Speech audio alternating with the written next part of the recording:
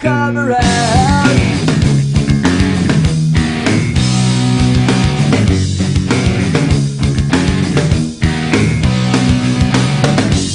I heard it all before.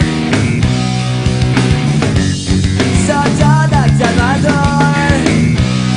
I'm a loser and the user, so it's only no accuser to try and slag me down because I know you're right.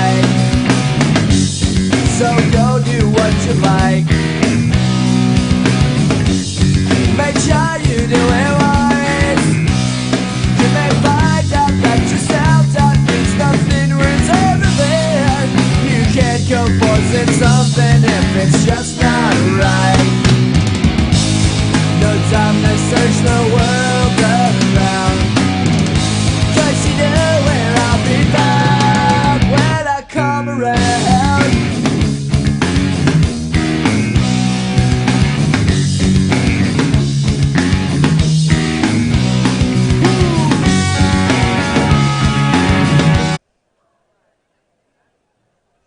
And welcome to Centennial Bank Field at Philip D. Weaver Stadium. This is a big game. It's the Judges Cup in Rivalry Week. Madeline, the Greenbrier Panthers, coming to Vilonia looking to keep their playoff hopes alive. It's a big week for both teams. Eagles, of course, they won't be having Austin Myers as far as we know tonight, which will be a big hit for this offense, but otherwise should be a good game.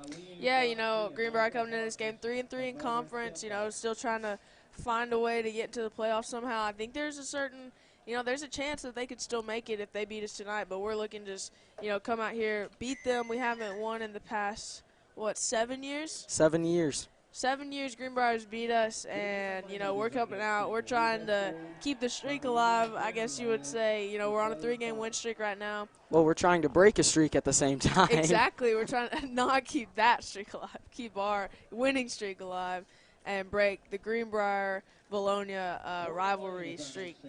Break that. Yeah, you're right. It's really a big deal if Vilonia can come out and win this game on their home turf. But as for right now, we've got senior spotlights. Madeline, I've got to say it was a good one this week. So who's in it? We've got Nathan Schwolst, Riley Rexroth, and Austin Kuntz. Really just three fun guys. We all had a good time, so let's go ahead and see those spotlights. This week's senior spotlights, if you guys want to introduce yourselves, we'll go down the line and get started. I'm Riley Rexroth. I go by Reggie. I'm Austin Kuntz. I'm Nathan Schwartz. And what position do you play? I play D-end. I play wide receiver and safety. Center or offensive line, whatever you want to call it. And how long have you been playing football? I've been playing football since 2nd grade. I've been playing since the 3rd. Since 5th grade. What made you want to start playing football? I used to go to all the high school games. I was like, wow, that's cool. I want to play that. I would always watch football with the family, like the NFL, college, and I was like, man, that looks like fun. I want to be them one day, maybe just play a game of football. I'd say same as Austin, just watching Sundays and Saturdays, watching the Patriots, my favorite team, just that. Lots of people give advice to young football players. So what's the best piece of advice you've gotten on the football field? Try your hardest, do your job, never give up. I would say to have fun. Football can be a tough sport sometimes, kind of stressful, hard on your body, but always do it to enjoy yourself and have fun. I'd say pay attention to your coaches, your peers, younger or older, and just learn from everything. And who's had the biggest impact on you as an athlete? As an athlete, well, the coaching staff is great, but Coach Kane, I would say, he's my position coach, and he's just a lot for me. I would say, personally, my family. My grandpa, my mom, and all my family, they just come and support me and always push me to be my best, and they're always there for me and give me what I need. I'd say my team, because I've let them down, and just let them down, but also my family, my dad motivates me every Friday, just do my best. And what is your best football memory or story? Best football memory is probably beating Alma. It was the first time in a long time we ever beat them. I was just happy and just see everybody's face smiling, just partying up in the locker room after the game. Just fun atmosphere and great. I would say we had a senior lunch during the summer, and I thought it would be a good idea to jump on Nick Lewis's trampoline, and I tried to do a front flip, and I busted straight through the trampoline. And I guess times like those and all the fun locker room times would be my favorite. I'd say when we figured out we clinched a home playoff game for next week, it's just exciting to know this isn't my last game at this football field. And how do you prepare for each matchup? I just do everything, like, just try my hardest at practice, watch a lot of film, and just know what they're going to do every play. I would say the same as Riley, just paying attention in practice, knowing your job, and then doing your job. I'd say just watching film, knowing what number they are, knowing how big they are, just knowing their strengths and weaknesses. And do you have a game day superstition? No, not really. I just go with the flow. Well, I like to get donuts every game day morning with the homies. I'd say I'm more of a game week superstition. I just like not wearing too much padding. Just let my body take the hits. Strong man. And what's your prediction for the game this week? Eagles by 90. I'm gonna say not 90, but I'm gonna 31-6. Be a lot of running. I'm gonna say we Mercer roll in the first half, and then JB comes in second half and puts up another 35 points. I like that. Carter Erie's going to run the ball. So that'll be it for this week's Senior Spotlights. We'll get back to you. It's Greenbrier week. Should be exciting. And we're back, Grant. Like we were talking about earlier, Greenbrier is still trying to find their way into the postseason. Otherwise, if they lose tonight, it's pretty much over for them. Then that's their season. But like we were saying, we want to break that seven-game losing streak. 7 years in a row they beat us. It's just a huge game overall. There's been a lot of trash talk, but that's expected when you play your rivals like Greenbrier. You're right, Madeline. Greenbrier, of course, needs to win tonight and then have Morrilton lose, or they could outscore Morrilton by about 50 points and win, which, I don't think that's going to happen. No. Morrilton playing, I believe, Clarksville today? Something like that. Either Clarksville or Farmington. I believe it is Clarksville. But, Morrilton. I almost said Maumelle. It's not Maumelle. It's Morrilton. But Greenbrier, of course, needs to win tonight and have Morrilton lose tonight as well to get into the postseason. They don't control their own destiny. No. But if they don't come through tonight, then they have no shot at all. Right, and, we're definitely trying to win this game. Right now, the Eagles are on a 3-game win streak, trying to get a lot of momentum going into the first playoff game, hosting it here on our new turf, on our new home field. We'll be hosting that next Friday, correct? The 15th. The 15th, I believe so. So that is next Friday, yeah. Yes. So we'll be hosting a playoff game for the first time since 2003, 15 years? Something like that. It's up there. 15, 16. Yeah, something like that. 16 years. It's been a while, and it's something, it's a big accomplishment to be able to host a playoff game like that, and this Eagles team deserves it. They've played phenomenal so far this season, and, I think when we see certain teams like Little Rock Christian or Harrison again, the teams that we've lost to, I think it could be a lot different. I think you're right, Madeline. This is a much improved Eagles team, and you see it week by week. They get better in every aspect, defensively and offensively, even special teams. We've seen a lot more touchbacks on kickoffs than we have before, and the punts are even better. Yep. And we rarely punt now. Yeah. I mean, we're just really more improved than we have been in recent years. And, you're exactly right, saying if we meet up with those teams again, it could be a completely different outcome. Yeah, and, it's big props to the players putting in the hard work, buying into what these coaches say, but also, props to the coaches bringing in the new formations and different things, All the plays. schemes. Schemes, right, that's the word I was looking for. Just being there for these kids. I know they've gone on a lot of trips just to bond with these guys, and it's really shown the connection they all have together. And Madeline, tonight it's a big night for everyone on the Eagles side of the football field, senior night. It won't be their last time on this field, Right. but either way it holds a lot of meaning to these players and to these fans, knowing that, this is your last regular season game that you'll have with everyone on this field. And really, it's a really tough thing to cope with but it's a whole lot easier if you win. Exactly. You're exactly right. You know, it's a lot of emotions. You're a senior. You're going to graduate after, this year. You're not going to be able to play football again for some of these people. You know, some of these guys I really hope we'll get to see them play on Saturdays. But other ones, they might not get to play football again after this season. So it's a big thing. But coming out and beating your rival, Greenbrier, at home with a great home fan base that we have right now. You know, Greenbrier's packed out their stands as well. It's just a great atmosphere out here tonight. You're right, Madeline. It is a great atmosphere. Student section showing up in big numbers. We haven't seen that to this extent yet this year. Really excited for this Judges Cup matchup. Really, you could see a big turnout by the start of the game. Still got 7.5 minutes. Right. And Greenbrier's offense, we'll see Jackson Riddle tonight, the senior number 5 quarterback.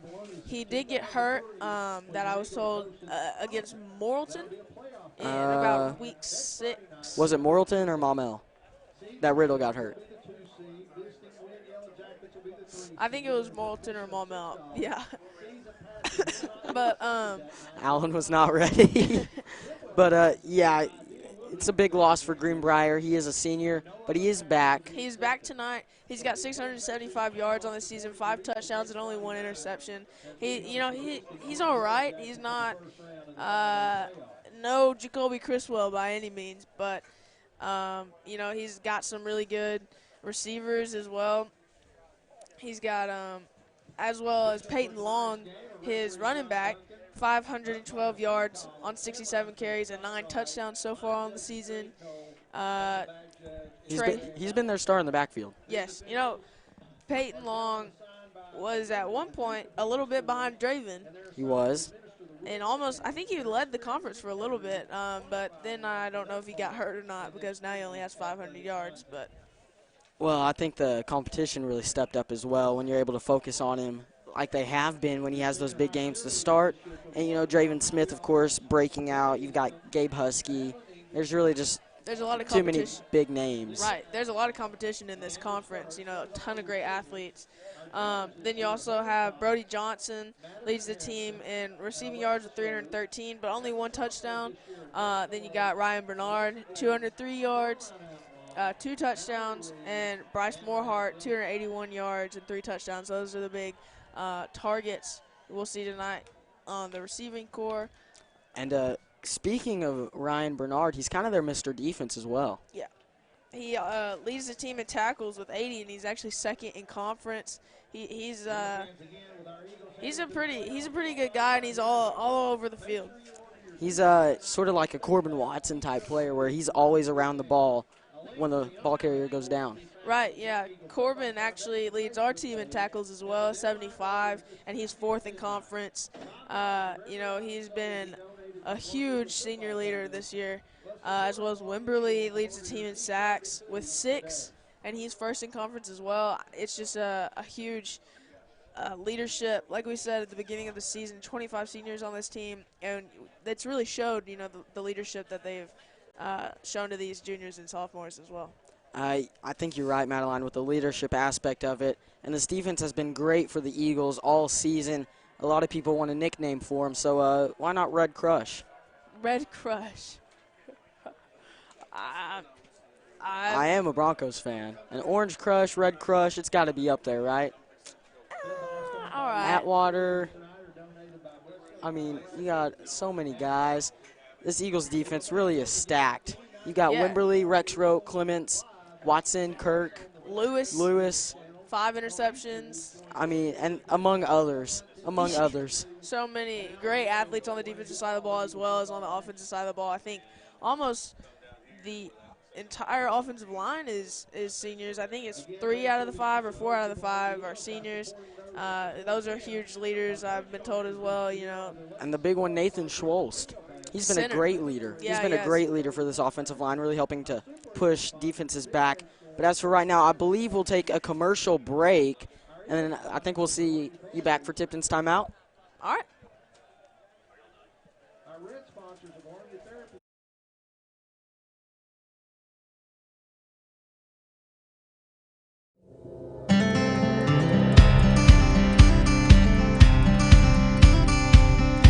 at Charlie's Corner, we have everything you need from men's shoes and boots to camo and graphic tees. Come on down to Charlie's Corner next to Linda Marie's at the Vilonia Commons.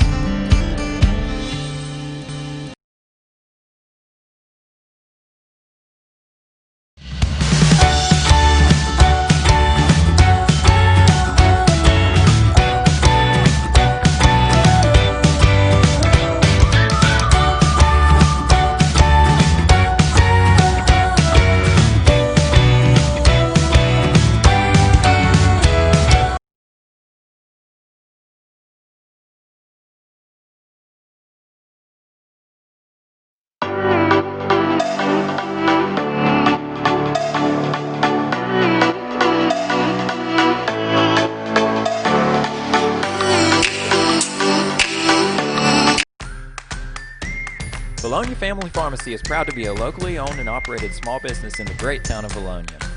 If you're looking for a pharmacy where you're more than just another face of prescription, come see us.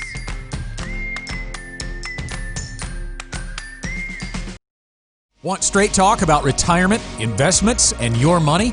Join Vilonia native Chad Roller and the rest of the Gen Wealth team for the Get Ready for the Future show, Saturdays at 10 a.m. on 103.7 The Buzz or 102.9 KARN.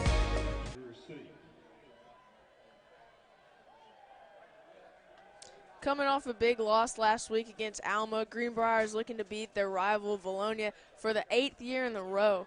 Vilonia and Greenbrier have been rivals since 2004, and this rivalry stretches throughout all sports and not just football. You know, it even goes deeper into younger grades. Oh, Vilonia has already secured the 2 seed and will host a playoff game next Friday. But losing tonight's game against the Panthers would take a lot of confidence away going into the playoffs. Winning tonight's game, however, would end a losing streak against Greenbrier, give us a 4-game winning streak going into the playoffs and a ton of momentum.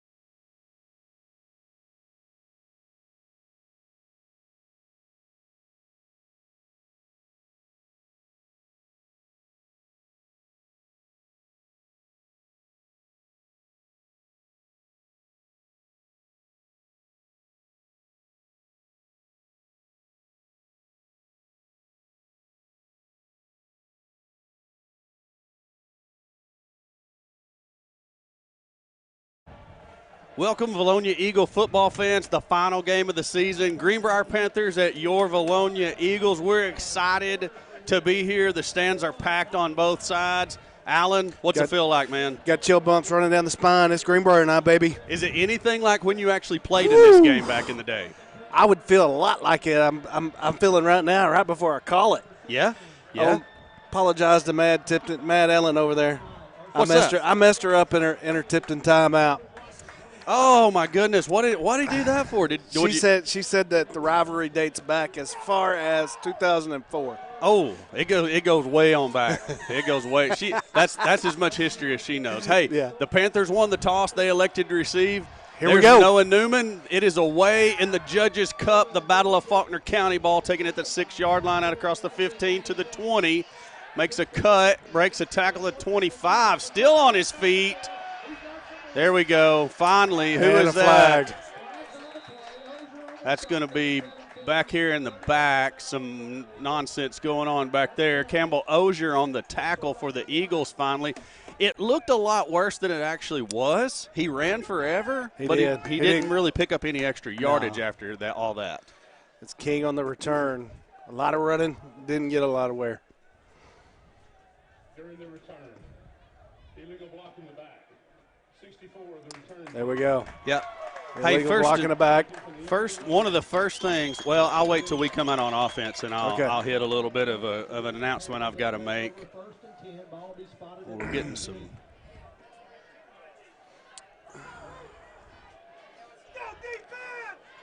So they actually called an illegal block in the back on the Panthers, so back them up from that return. They'll start inside the 20 at about the 18-yard line, 1st and 10 there.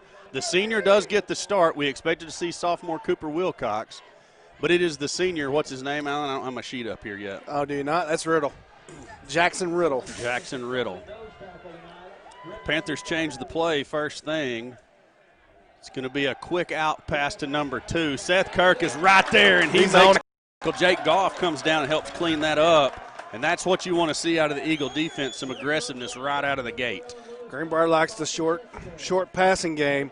They're going to average in conference play about 125, 127 yards a game through the air, about the same on the ground, so they're pretty balanced. But they like to keep it short. Oh, yeah, definitely. Gave them a yard on the play. 2nd and 9 is what they're looking at. There's the ball. It's going to be a counter play to the back. Wow. He's going to get nothing. Did you see who was there filling the hole? Corbin, the madman Watson. Seth Kirk comes in there to help out, and Watson's already fired up. And I'm telling you, when Watson gets fired up, this defense gets fired up. Yes. He was just standing in the hole saying, come get you some of this. Come get you some of this. Let's see if he tries him again. 3rd down and a long 8. Short pass. Flushed out of the pocket. And Nope. he's going to I thought he was going. He Yep. is going to go down. The ball's all out. The Eagles have the football. Eagles have the football. That was Corbin Watson forcing the fumble. Riley Rexroth recovers, and it is Eagle football at the 10-yard line to start our first offensive possession. Not what the Panthers wanted to see. Everything we wanted to see in the house. Right. Rexroth, baby, cleaning up.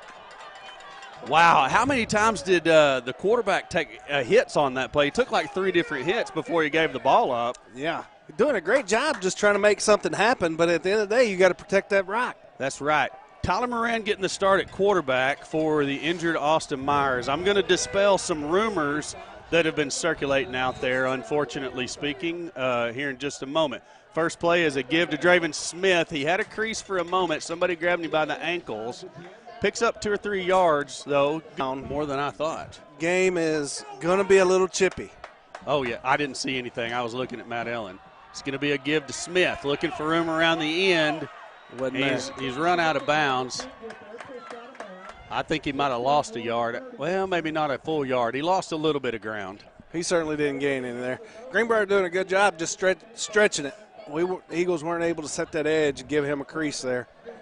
So some of the rumors out there about Austin Myers that were unfortunately shared through various platforms, he does not have any torn ligaments in his ankle. He also definitely does not have any torn ligaments in his knee. Moran on the fake and the keep himself. He's down inside the 5, finally brought down at the 4. It's going to bring up 4th down and about a yard, maybe a long yard. Long yard, yeah. So, anyways, as I was saying, no torn ligaments at all on Austin Myers anywhere on his body, yet multiple people unfortunately reporting that. And then a fairly respected news, high school football outlet in the state reporting torn knee ligaments. He didn't even hurt his knee. It's insane. I don't understand what people decide to share about other people. Touchdown, V-Town! Right there. Draven Smith goes in from 3 yards out, straight up the middle. Eagles lead at 6-0. And that was all because that offensive line going to work. They gave Smith a gap, and all he had to do was run, baby. Run, baby, run, because of that O-line. Way to work, O-line. Looks like the Eagles are going to attempt the point after. You know what I hear sirens, and it's not. You know what I don't siren. hear though? What's that? Greenbrier Panther fans? Nothing out of the blue side. That's right. That kick was almost blocked. Good snap by Hank Sal. Good hold by Kyle Vines, and a good kick by Nick Lewis equates to a 7-0 lead for the Eagles over the Greenbrier Panthers. And Grant, there we go. Now you're connected. Talk to me, baby. Guys, the news is stealing my thunder, but the Panthers weren't able to steal the Eagles' offense's thunder. One drive, one touchdown after a great defensive play to set it all up. Absolutely right. I mean, the quarterback, we were talking about the quarterback took like 3 shots on that play before he gave the ball up. If I'd been hit by Seth Kirk and I think Archer was getting in on that action and Watson, you dang right, I'm giving the football up too. Here, just take it. Oh, absolutely. He was already going down, though, so maybe not the best of decisions to just, let it go. Good, great point. Great point. I like where your head's set. Hey, Eagles lead at 7-0. It's hype in the stadium. I'm sure it's hype down on the sideline. We'll catch up with you again here in a minute.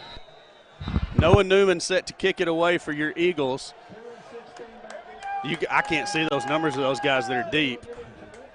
It's going to bounce. That's 16.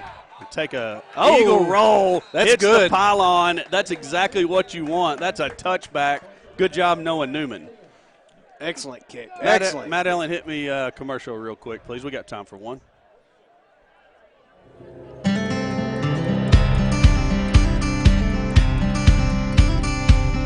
Here at Charlie's Corner, we have everything you need from men's shoes and boots to camo and graphic tees. Come on down to Charlie's Corner next to Linda Marie's at the Vilonia Commons.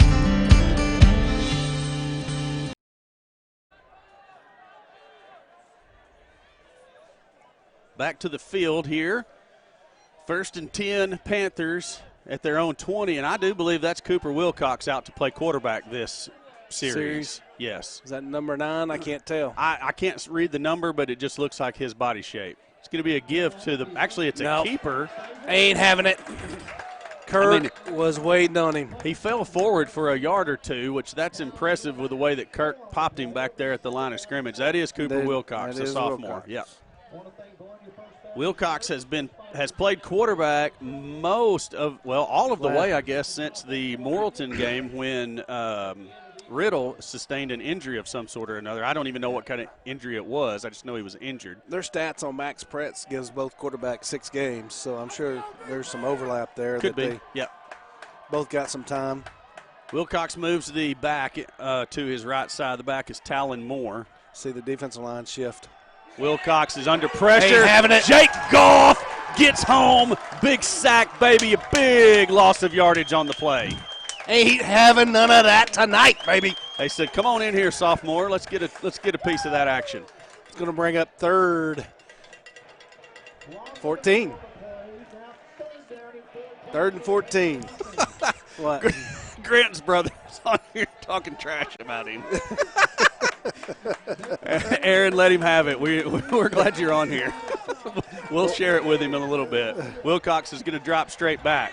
It's a screen pass. Not complete, but it wasn't going to matter. Jake Goff was there. Perfect defense by the Eagles. Panthers will have to punt it back to the Vilonia Eagles. 3 and a fumble and a 3 and out. I like where this is headed. Maybe we see a snap over the punter's head here. Who do we got deep? You wouldn't curse them that bad, would you? No. So the punter is 40. Can you read it?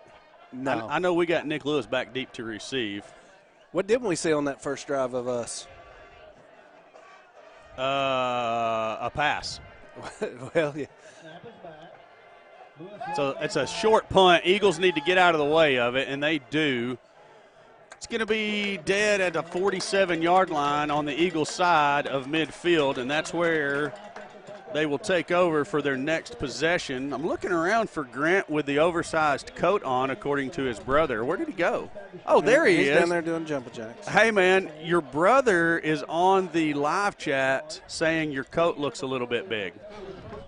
Well, contrary to popular belief, this is actually my jacket.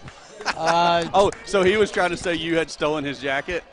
Yeah, but I think he's just jealous of the way it looks on me. Moran sends Smith in motion. Smith has the handoff and a whole lot of running room. He's at the 40. The 30 almost makes a man miss there. Down at the 5-yard line. And that's something we hadn't seen yet this year. No, and that was Moran in the quarterback. Obviously, a Right. wildcat type formation had Draven Smith come in motion, and the Eagles were the Panthers were sorely prepared for that play. What do you think coming here, Moran to the left now? That's what I would do. Yeah, it's going to be Moran straight up the middle instead. He picks up about 3 yards. He was one shake and tackle away from a big game, though. One shake and bake away? You dang right. No, we didn't see the Swinney game after the first score. Oh. So there goes my prediction. It ain't over yet. It ain't over yet. Yeah. We'll probably, I think we'll pull that out at some point. I think Greenbrier probably knows that one pretty well. I do too. Erie checks into the game. He's going to be the wide receiver. Double pass. On the near side. A double pass. Connor Minshew to Draven Smith on the go. Yeah. It's going to be Across Smith in the field. motion. It's a fake. Moran is going to bring it back to the left side. He cuts back in. There's a flag. It's probably going to be a hold where the flag was thrown. And, yes, it's definitely a hold on the Eagles. So that's going to cost them an Abe Lincoln. You got your list out over there? I don't have it out, but Nick Lewis checks back in to the game. So tonight, Actually, it's not an Abe Lincoln. Who's on the 10? Abe Lincoln's on 5. Right? I don't have my billfold on me. I hope none of our teachers were watching that was Sorry. teaching us some stuff in school that we should know right now. Sorry, Matt Kaufman. Well, she wouldn't have been teaching that anyway. It would have been more like a civics and American government class. Yeah. Alexander Hamilton. And Alexander Hamilton. That's going to cost them an Alexander Hamilton. Second down and 17. Lincoln's the 10. No, Lincoln's the 5. 5, Yeah. okay. Fake to Smith. Moran rolls. He's being chased. He better turn around and go the other way. He throws it incomplete to Nick Lewis. Took out the official there on the sideline, too. And I think that's the best possible outcome of that play that we could have hoped for. Yeah, we're going to have to stay. We're penalties tonight. We have historically this season been able to overcome some penalties. Right. Tonight we're going to have to stay on schedule. So it's going to be imperative. Moran has the ability to throw the ball. He has the ability to throw the ball down the field. What he's lacking is real game experience this season doing so. It's been a few years since he's played quarterback. So 3. Since he was a 9th grader. Yeah. So Smith in motion. He gets the call. Smith making guys miss. That's a pretty good lick, but he picked up 10 yards on the run. Puts the Eagles in a position that they're going to go out and attempt a long field goal. Holy cow. Somebody's taking a timeout. That's 41 yards. Well, no, maybe 20. We're at the 24 plus 10 is 34 plus 7 is 41. You're right. Isn't that what I said the first time? You said 40 something. You need to apologize to Miss Cawthon now. Sorry, Miss Cawthon. There's the snap. There's the hold. Newman's kick. It's going to be off the right upright. I thought it was just barely going to have the distance, but I could swear from my angle it was leaking right. Yeah. And indeed it was. Dong off the right upright. My goodness, you hate to see that. We got the leg for it, though. Yes, we do have the leg for it. Madeline, let's go ahead and hit those commercials we haven't hit so far.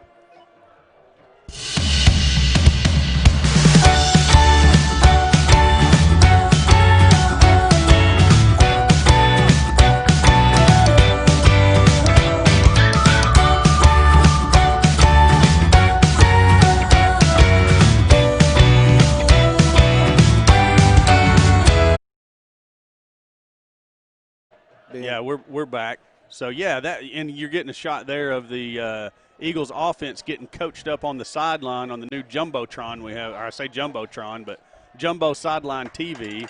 Inside run, tackle is made by Tanner Thompson, number 25. So anyways, that was all given by donation. That's what I was going to ask. Do you know who donated that? Or is that a VEF project? VEF had a hand into it. To what extent, I can't remember. I know we were asked for a stand. I think the TV come from another donor. Okay, very good.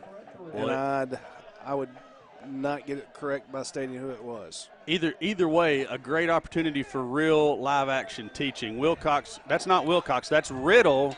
Riddle rolled right, and the Eagles were all over it. Jake Goff was in his face as he threw out of the reach of the intended receiver. That might be an all-night thing.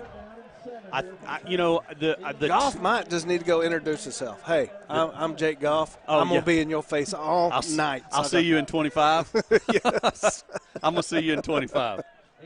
Well, I think that's a theme with obviously Greenbrier can't decide who they want to play at quarterback since it's, the third series and we switched each time. But Riddle's going to drop straight back. He's flushed out of the pocket by Wimberly. Now he's off to the races. Watson had an angle at him, couldn't get it done, couldn't get there. He got blocked, and Nick Lewis goes and makes the tackle, not before a first down, though. Anyways, one of the tells on Greenbrier when they're really going to throw, they're going to roll that pocket because those quarterbacks are short. And I say roll the pocket, it's just a sprint out. Yeah. And I think it's almost like our backers are reading that because every time they've tried to sprint out, we've been in their face. Yeah, and we were playing man on the backside. We had a DB here in coverage, our linebacker, that just had his back to the runner. It's going to be a give off left tackle. Good hard inside run there by the Greenbrier Panther back. That's Havens. Trey Havens, yep. 9-yard pickup, yeah. So Greenbrier getting a little something rolling here. Got their first down on their third series, and next play, 9-yard pickup. So maybe some of the adrenaline's and excitement of a new game has wore off. Everybody's starting to settle down. Riddle has it. It's another give on the inside. Riddle, that's Havens there. He's good with his feet. He keeps them moving. He's chopping those feet. He is. It's almost he's like bordering on what you would call happy feet. Yeah. But not exactly. He's just keeping them chopping, keeping them moving, staying light on his feet. I do like the way he runs inside there. That's a first down for Greenbrier. So their offense is indeed getting just a little bit of life here on the third series. We need a little bit of that bend but don't break defense right here. We've seen it before. Wheel route on the outside. Watson's back there in the backfield. Wimberly's getting held. Watson finally gets there, gets the push on Riddle. He throws the ball away, but it's going to be a big loss for the Panthers because the hold is all the way back here at the 48-yard line. So plus 10 more from there. Are we giving up on the presidents there? And Alexander Hamilton? Yes. It just didn't pop into my mind that time. I was doing too much explaining and not enough fun having. Oh, wow, he's going to call him out by number. Oh, he did. That's doesn't typically happen in high school football. No. Which I've never understood why. I don't either. In every other sport, you know who committed the penalty. I mean, in basketball, you walk over there and report it to the table. Yeah. Or you point at them. Hey, Matt Ellen, she fouled the crap out of that Can't be person. hacking like that, Matt Ellen. Quit your hacking. Speaking of, basketball starts next week for the Lady Eagles. Where are you guys off? Uh-oh. Yeah. Yeah, he did. He got across. That's okay. I mean, you liked it. You liked the hey, it's first down in forever. Yeah. Well, that'll cost us an Abe Lincoln. But, yeah, you like the aggressiveness on first and super long. Trying to time it up. Especially when each time the quarterback has tried to look at anything down the field, we've been all up in his grill. Yeah, he hasn't got time to go downfield yet. Forgive me for not knowing this. Do the boys play this week also? Okay, good. Oh, snap rolls to the quarterback, loads up, throws it deep. Seth Kirk in coverage, incomplete pass. And you know what was great about that? Seth lost a step or two on that kid and made it up before the ball got there. Yeah. That was impressive. Impressive coverage. Yeah. When do the boys play, Madeline? Both teams play Tuesday at home. Okay, very good. And then I know you what's tip-off? What time's tip-off? Yeah, 6 o'clock for the girls, 7:15, 7:30ish for the boys, somewhere in there. Yeah. Get there early and see it all. Is there a JV? There's probably a JV game. Maybe? I don't know. She don't know. Oh, it's one. Okay, no, there won't be a JV because it's girls play one team, boys play another. Rex Rote in the backfield. That's a shove in the back. There's a blind side. So they got the blind side finally. Rex Rote's over there saying, you better watch my man, because Yeah. if you think I'm crazy, wait till he gets on top of you. Panthers with basically as quick as they got something going, everything going terrible for them. And you can see the frustration of some of the Panther fans that's been spilling out over this week, and some of the things we've been told and heard. Yeah. So that's going to be a big one, because that's 8 yards back before the other line of scrimmage. And that's 15 yards, my man. 15 yards. So we started this drive at the 20. So they are plus 3 yards right now.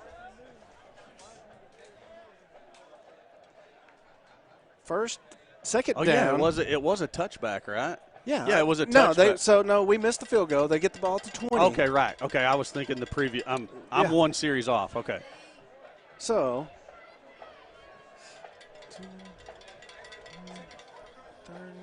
about 35, 44.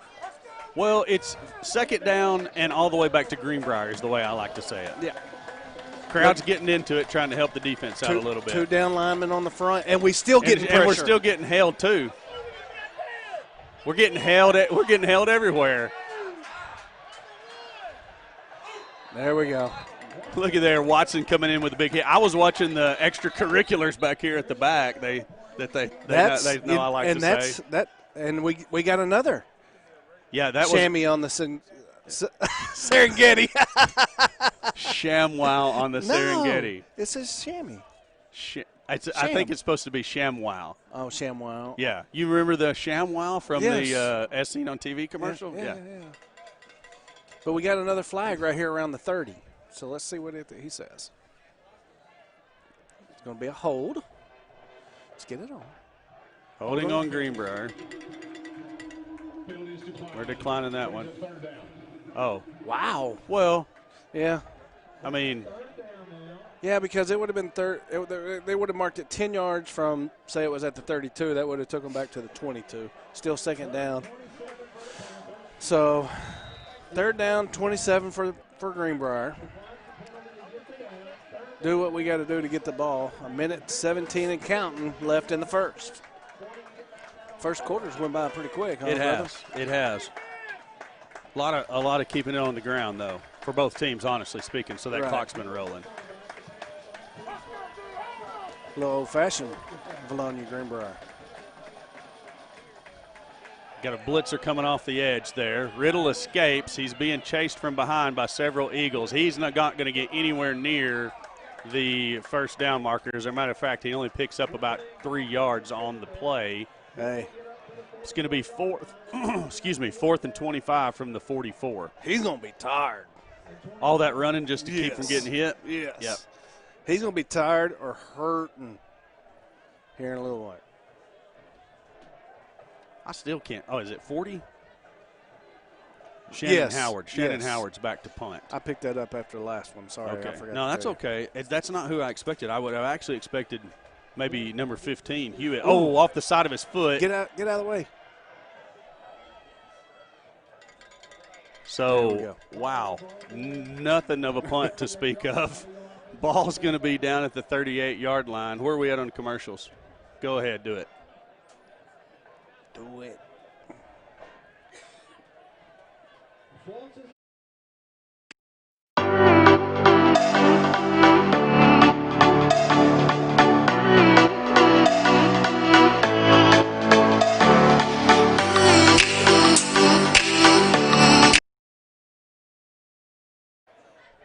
Back to the field. Moran still in at quarterback. I mean, no need for me to say that. He's going to go the whole way. Yeah. Smith links him to his left. It's going to be Moran on a keeper around the left side. Picks up a block from Lewis. We just can't get that edge set. Lewis was doing all he could to get it done. There was too much chase coming from that middle. So yeah, when Tyler had to check up to decide which way am I going on this block. I think it's about time to test old number 3's arm out here. They loading that box up a little too much for my liking. Yeah, I agree. We talked about that. Yeah. Let's look at their defense and see what they set up here. See how we can attack it. Yeah, the clock's gonna roll to zeros. That's the end of the first quarter. Eagles lead at 7-0. Let's hit Grant real fast over here on the sideline, and then we'll catch these last two commercials that we need to see. And Grant, you can, well, your mic's not wanting to connect. Make sure it's on, buddy. Okay, now you can go. Can you hear me, Corey? Loud and clear, buddy. Awesome, guys. Score 7-0 on senior night. Eagles up, and they're looking pretty hot so far. And we really haven't seen any throwing either. The running game really just taking over for the Eagles. This Panther defense doesn't really know what to do with themselves when either Draven Smith or Tyler Moran has the ball. You know, that's what we were just talking about, was it might be time to test out number 3's arm a little bit and see what we can do with him throwing down the field. Used to play quarterback, and I'm almost certain he could sling one as the student section goes crazy. That's what I'm talking about. This is amazing. This is awesome. Senior night, it's the Judges Cup. It doesn't get any better than this. Absolutely right. Looks like the Eagles are set up for this second down play. Smith is going to be behind Moran in a pistol formation. He's going to slide over to Moran's left. Moran fakes to Smith. He's got running room this time. He's at the 50, hit at the 45. There we go. Falls forward out to the 41-yard line, 41, 42, 42. There we go. First down. Good job. That's a quick hitter. Didn't allow the middle of that defense to stretch it out that time. Well, I mean, it's just read option over and over. It is. And he's doing a good, I mean, for the most part, they're doing a great job of reading it too. Yeah, let's look at this defense here. Your safety's cheating down. Essentially at 3-4. Yeah. Two safeties over the top. Well, you got one safety that's got to be in coverage. The give's going to be Moran. He's got running room. No, that's Smith. I'm sorry. I was looking at Moran and meant to say Smith. Still a big pickup. I mean, they pushed him back, but look where they're spotting the ball. Up at the 36. Yeah. 37. So yeah, they're going to put it down at the 37. Good 5-yard pickup on first down. Keep doing that all night. You're in business. We golden. We may not put 40-something on the board tonight doing that, but the clock is your friend when you're ahead also. That's right, and you're going to own the time of possession doing that. Moran keeps it. And, man, that's about as long as you can hold the ball in the back's belly and still not get both of you hit at the same time. Panther fans enjoyed that one. 3rd and 4. He did. Man, yeah, he did. This is going to have to be 4-down territory here. Oh, absolutely. So 4-down territory, you got 2 more runs. You think you can get 4 yards in 2 runs. So probably won't see a pass here on either down. You know, this is one of those ones where, and I don't even know if this is a play in the playbook, but you put Smith in the slot and run him in jet motion. You have Kirk in the backfield to give it to Kirk straight up the gut after all that jet motion business. Smith is going to be about a yard short of the first downs where his forward progress stopped. Yeah, it's going to be decision time. I don't think it's a decision, to be honest with you. Well, there's a decision now how quick he makes it. I guess that's what the point I was trying to make. I don't think they'll think long on it. Maybe that's the way I should have said it. Yeah, no question about it. Go get this yard. Let's go, O-line. Let's go, Schultz.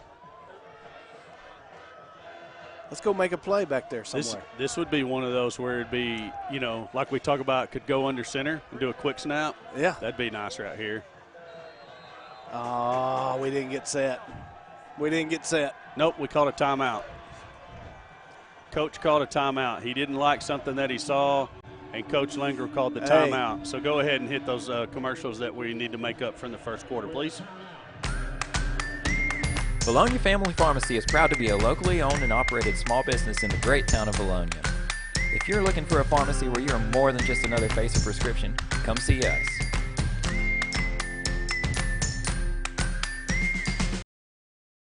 Want straight talk about retirement, investments, and your money? Join Vilonia native Chad Roller and the rest of the Gen Wealth team for the Get Ready for the Future show, Saturdays at 10 a.m. on 103.7 The Buzz or 102.9 KARN.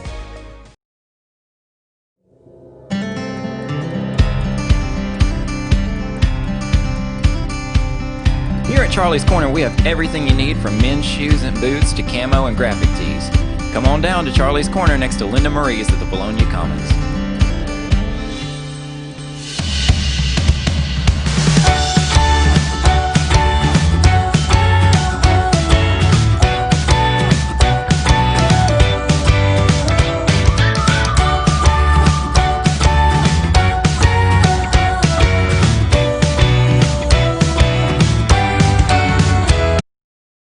Back to the field. Moran has it. Gives to Smith. Wow. He got it, but it didn't look pretty. No. Greenbrier did a good job getting pressure in. I had to hold my breath there for a second. Yeah. Because of Draven and how quick he is and his momentum that he had going. Yeah. Once he gets tripped up in the backfield, he's able to stretch out that 1 yard that we need. He's certainly got a quick first step from the initial takeoff. There's no doubt about it. Look at this diamond set.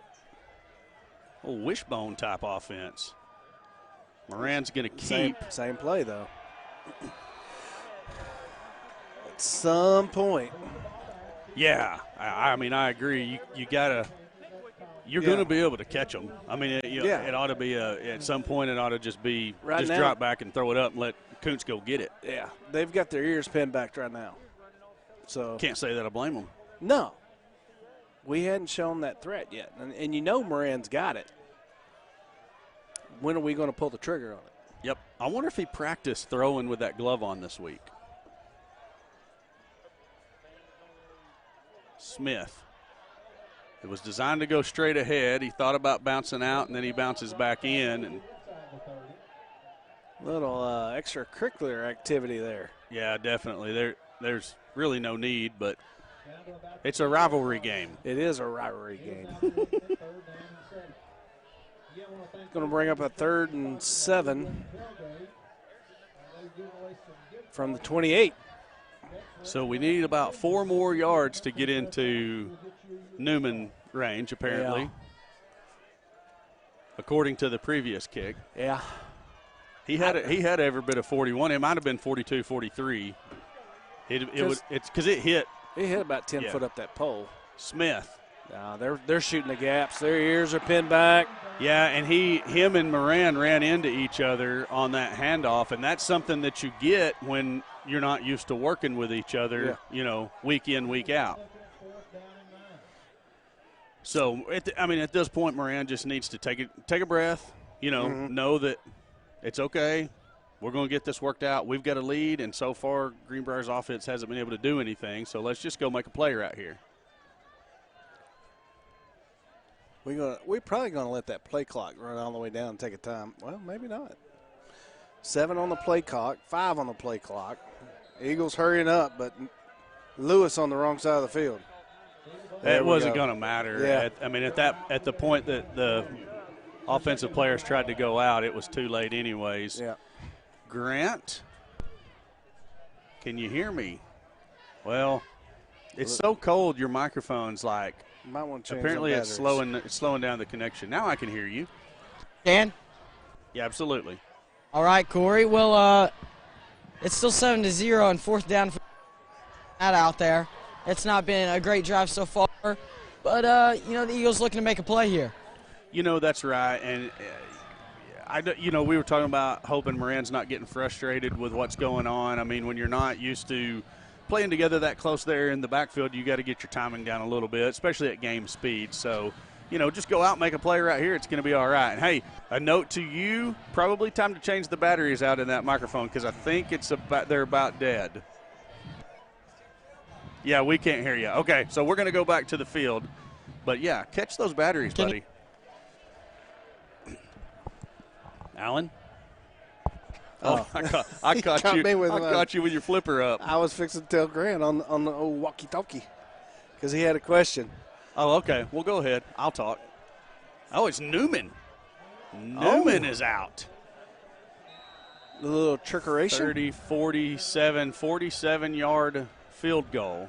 It's cold today. It is. And they ran into the kicker. Where is the flag? There you go. There is a flag. No. Well, there should have been a flag on the play. Well, I don't know. This may be one of those weird high school rules that we don't really understand because we watch college football all the time. I didn't, to be honest with you, I didn't see it. I was watching the ball travel. Yeah, it didn't look like it left his foot well, but that ball is probably hard as one of those helmets down there. There you go. I was going to say rock or I was thinking about saying your head, but just trying to think of a good adjective to use. Let's just go with helmet. Hard as a helmet. Yeah, I mean it's that in a warm weather game, he probably can kick that. Yeah. Ball has a little more bounce. Yes, indeed. Panthers are going to take over at their own 20, 1st and 10 there. That's the senior. That's Riddle. So there's back to back. Not Riddle. Yeah, Riddle. Yeah. Jackson you know what? Riddle. You know what messed me up? What? Riddle's right above him, but I knew his name wasn't Preston. Oh, that's number 4. That's his brother, apparently, the sophomore. Well, guess what? He got another brother. No way. 64. This is my brother Daryl, and this is my other brother Daryl. Yep. Let's see, what class are they? Corey Clement's coming up a little bit gimpy on that play. Well, Peyton's a senior.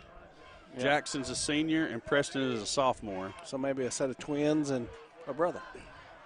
From another mother? No, same mother. Well, not necessarily. Well, maybe not. Give us to the back. He's got a little bit of room. Bartlett fights off of a very good block, actually, and makes the tackle. Because I was watching that for a hold, and there was no hold. It was just a good block. It was. And that's more on the run. You know, that's – we gave you the numbers, 125 a game. Yep. It's what they're going to average. And wait a minute. I thought you said 152. Well, that's for the season. My bad. Conference, 125. That's what I get for not paying attention. It's going to be the back again. This time the Eagles bottle him up a lot better. A little over 2 yards gained on that particular run. Riddle me this, Batman. Okay. Penalty yards go against rushing yards in high school? I'm not going to tell you. I'm asking because I don't know. So if somebody knows, hit us up on the feedback. Because they were what? I'm reading a live chat that didn't make any sense to me. Oh, okay. There's their short game. Yep. I mean, it's just a run play is all it amounts to. Little quick throw to the running back in the flats. Just like a sweep. Picks up a first down, and the Panther sideline's coming live. Yes, Moore's hot now. He's ready to roll. He's feeling it.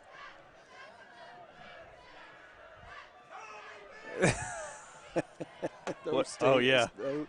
Those two, I'm with him. He's hot. Come on, defense. I'm just so excited right now. Just inside run. Trying to contain it. Is that Thompson? Yeah, Tanner Thompson getting up off the bottom of the pile there. Wimberly checking in for Archer. So that's Wimberly, Rex Rote. Is that Clements on the other side? Clements walked off a little gimpy earlier. Who's that? Rex Rote's on the far side. It's probably going to be Briggs in the middle. Yeah, that's who it is.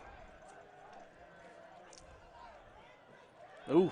Yeah, Wimberly was in the backfield, but quarterback sidestepped him. Watson's going to make the tackle. Koontz got in there and had a hit on it too.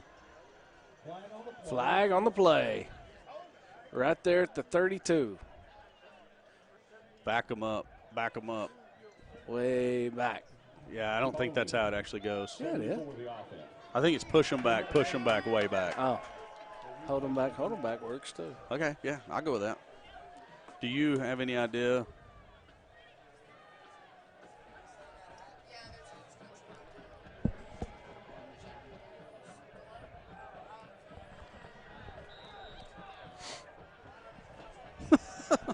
It's going to bring up 2nd down and 11, 4:26 and counting in the half. Vilonia does get the ball to start the second half. And, Alan, it has not been the explosive first half that we kind of expected it to be. Panthers hurry to the line. They snap it. It's going to be a pass. Riddle throws down the middle. That was a good catch. I was waiting for the umpire to come in and say it wasn't, but No. it indeed is a catch. So first down out at the 24-yard line. Greenbrier's got something working here late. Just under 4 minutes left.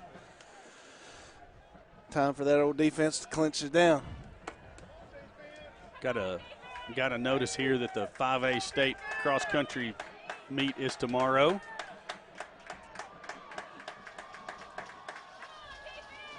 Riddle's going to keep this time, and he's going to wish he hadn't. Yeah, he was bottled up.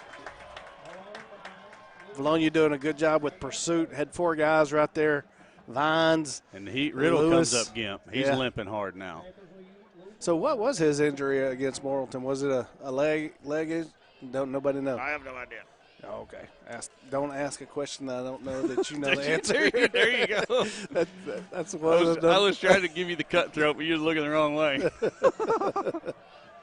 No, I honestly don't know. Somebody that's on the chat might know. If you know what Riddle's injury was in the Morrilton game, you can let us know. But don't share any false information. There's been too much of that going on this week. Seth Kirk gets home. Prime time. Riley Rex wrote Tanner Thompson back there disrupting Riddle in the backfield. And, man, we needed that. We did. And it's like we were talking about earlier. Every time they get something positive going, they don't stay on schedule. Yeah. Mental mistakes, discipline. That will take a running team out of a game quick. And see, he's checking out. He tried to. Yeah, he's definitely hurting. Looks like that right leg. You hate it for him. He's a senior. He wants to. Yes. He wants to do what he can for his potential last game. You cannot fault the kid for trying to stay in there. So I like the heart. Man, it just stinks. We had a senior in my senior. Yeah, it stinks. Hey, Grant. Alan just said it sneaks that that senior got hurt on his last game. It really sneaks. Man, you're still not connecting. Hold on. I don't know if it's the cold tonight, if it's because Ben has on extra layers of clothes and it's blocking the signal. Now you're connected. Well, you were for a second. Can you hear? Kinda. You're like in and out really bad. Didn't hear it. Did that help? Yes, it actually did. Okay, I'll talk this loud then, guys. Big development with sophomore Cooper Wilcox coming in. We saw him last year in the 9th grade conference championship. Losing that game, of course. Hopefully that tonight. Absolutely. And Wilcox was warming up, getting his arm loose over there on the sideline. Looks like the timeout is over and the teams are about to head back out to the field. I'm going to attempt to leave this thing turned on and see if y'all start getting feedback, let me know. I saw him over there. He was throwing some passes real fast during that timeout while Grant was talking, trying to get the arm loose. I mean, coming in an almost assured throwing, it's either a throw or you run to set up a field goal, one of the two here. There or you run it and you hope you get enough yards. Seth Kirk giving chase. He's got the edge. He's not going to make the first down. He's closer than what we thought. He is a lot closer than we thought. But I think the chain actually ran. He ran upfield. 4th down, and that's doable. That is doable. Eagle defense is going to have to come to play, yeah. Yeah, 4th and 2 now. Short 2. Well, big wholesale change out. They're going to send out the field goal unit. And, maybe they watch never mind. They're just going to send out the field goal unit and attempt to kick it. Let's see here. They're going to put it down to 23, so a 33-yard field goal. The kicker's 36. Yes. There's the snap, the hold.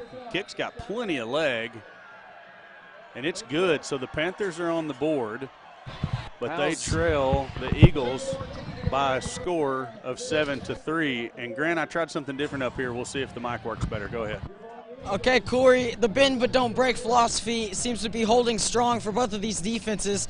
Eagles now only allow 3 points in the first half so far with 2:14 left on the clock, and the offense coming out hoping to get a little bit more going than they have as of late.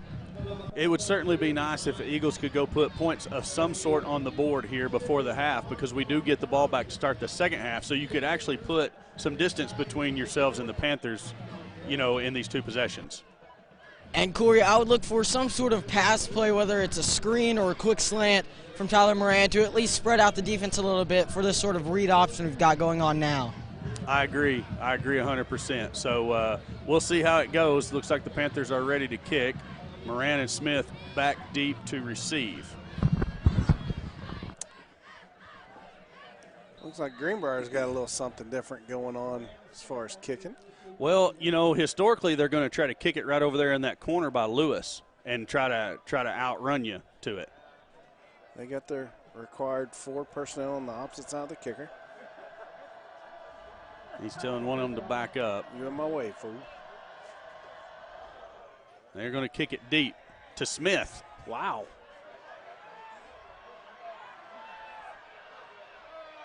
No. Smith's looking for blocking, and he ain't got it. I mean, he did a great job of looking everywhere for a lane to run in, and it just wasn't there. And maybe that's why you kick it like that. Yeah.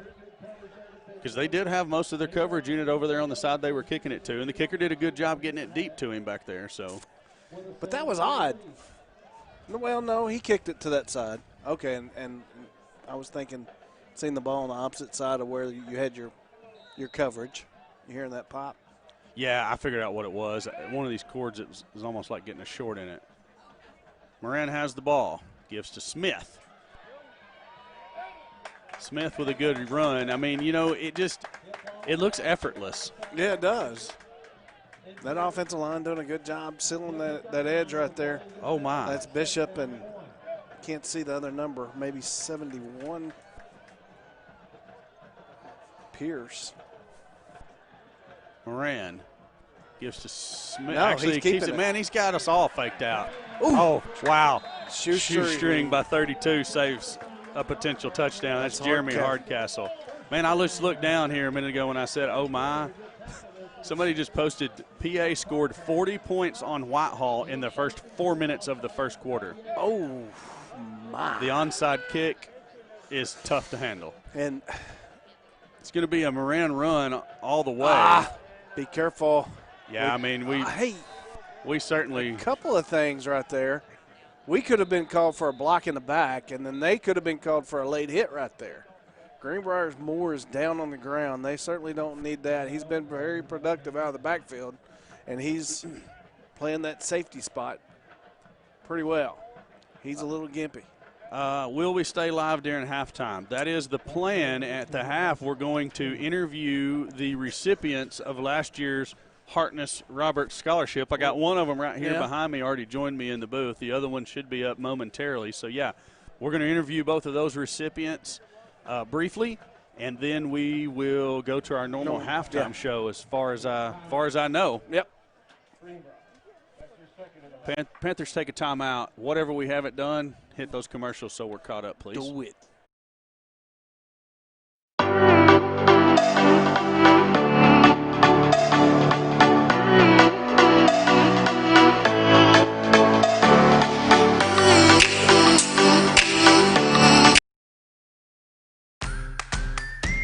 Vilonia Family Pharmacy is proud to be a locally owned and operated small business in the great town of Vilonia. If you're looking for a pharmacy where you're more than just another face of prescription, come see us.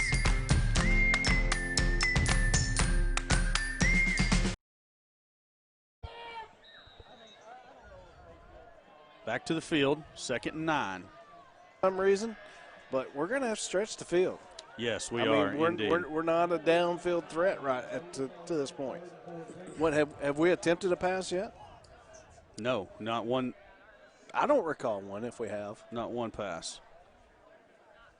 Another timeout. It's going to be Greenbrier timeout. Where is? He's behind me. Okay, we'll stay here. Let me talk about the Hartness Roberts Scholarship real quick for a minute. Like I said, we're going to interview last year's recipients of the award. Matthew Stubbs from Greenbrier and Reed Sadler from Vilonia. So we'll have that momentarily.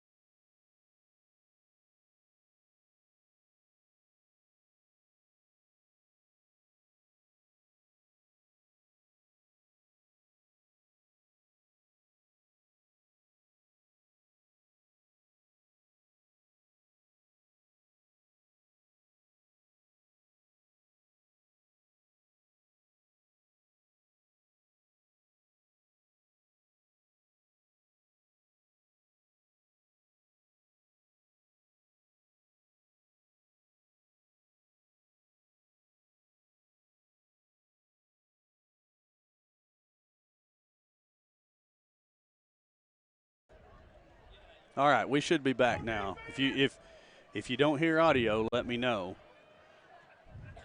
So, Alan, you were explaining something. Yeah. Just remember the thought. It's 20 coming out of the backfield. It actually makes a great cut and gets extra yardage out to the 20.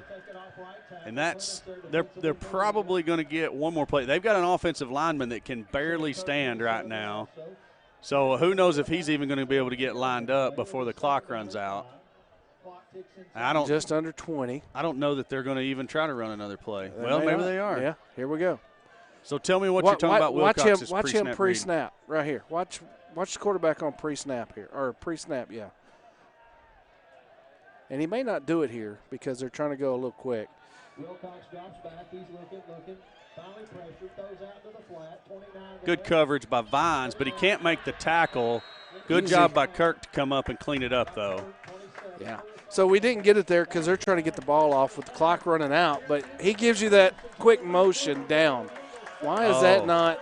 Well, if his hand technically, well, again, this is college. Yeah. If the hands go forward, that's a false start. So side to side is okay. Well, you see them do that even in college. You know, when they fake the clap. He's stepping into it. Well, I mean, that's some of that, you know, is the quarterback prepared to receive the snap or not? Probably not going to get that call in a high school game. Yeah. Okay, we're going to take a quick break and get set up to interview the recipients of last year's Hartness Roberts Scholarship. We'll be back in just a moment. Vilonia Family Pharmacy is proud to be a locally owned and operated small business in the great town of Vilonia. If you're looking for a pharmacy where you're more than just another face of prescription, come see us.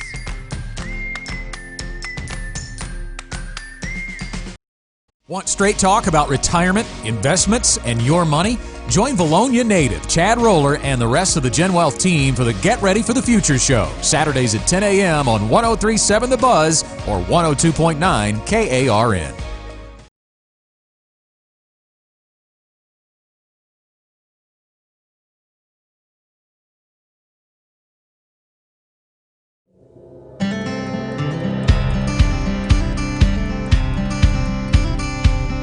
Here at Charlie's Corner, we have everything you need from men's shoes and boots to camo and graphic tees. Come on down to Charlie's Corner next to Linda Marie's at the Vilonia Commons.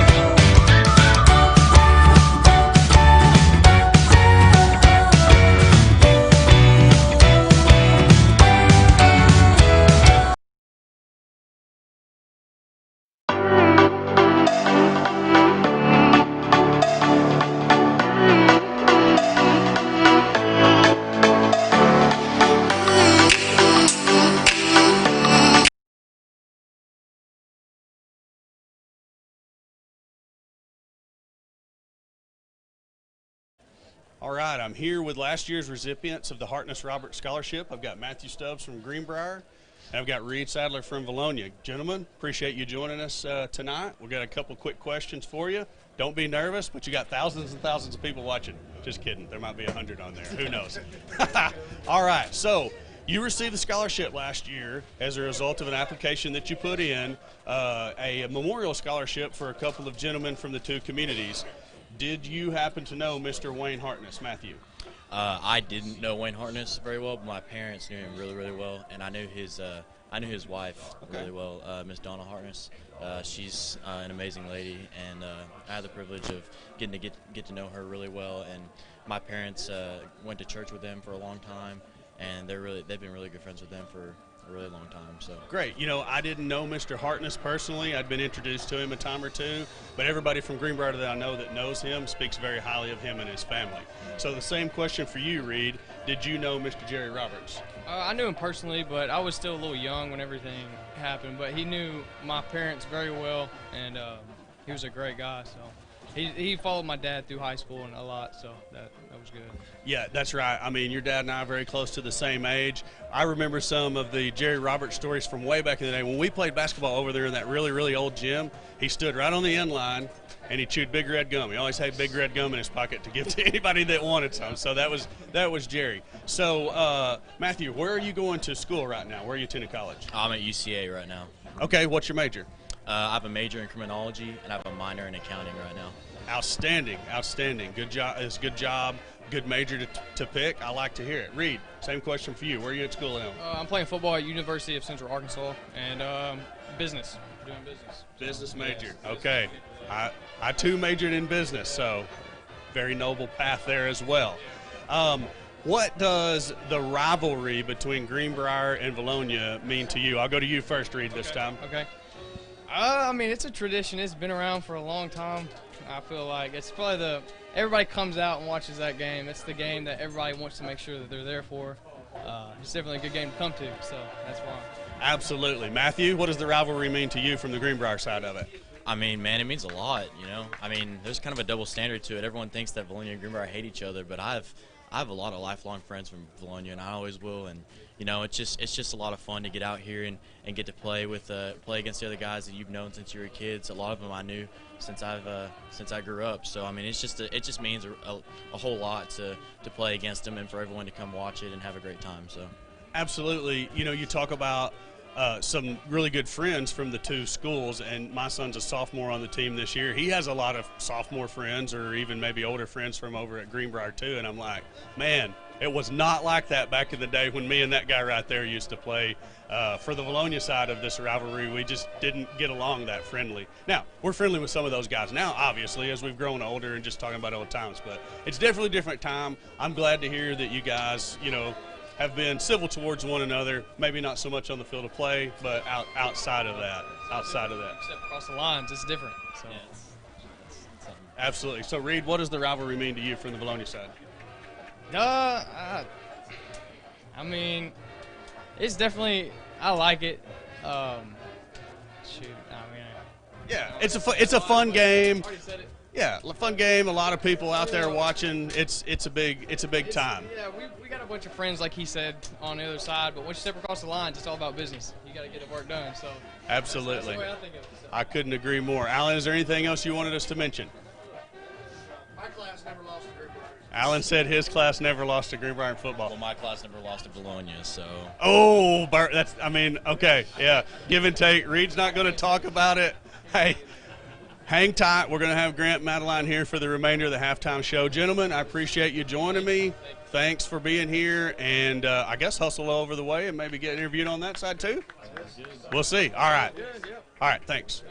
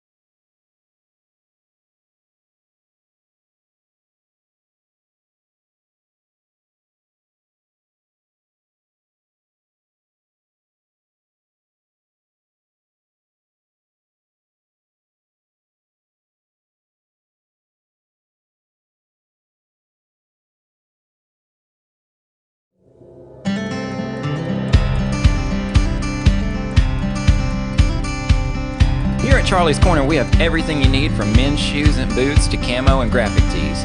Come on down to Charlie's Corner next to Linda Marie's at the Vilonia Commons.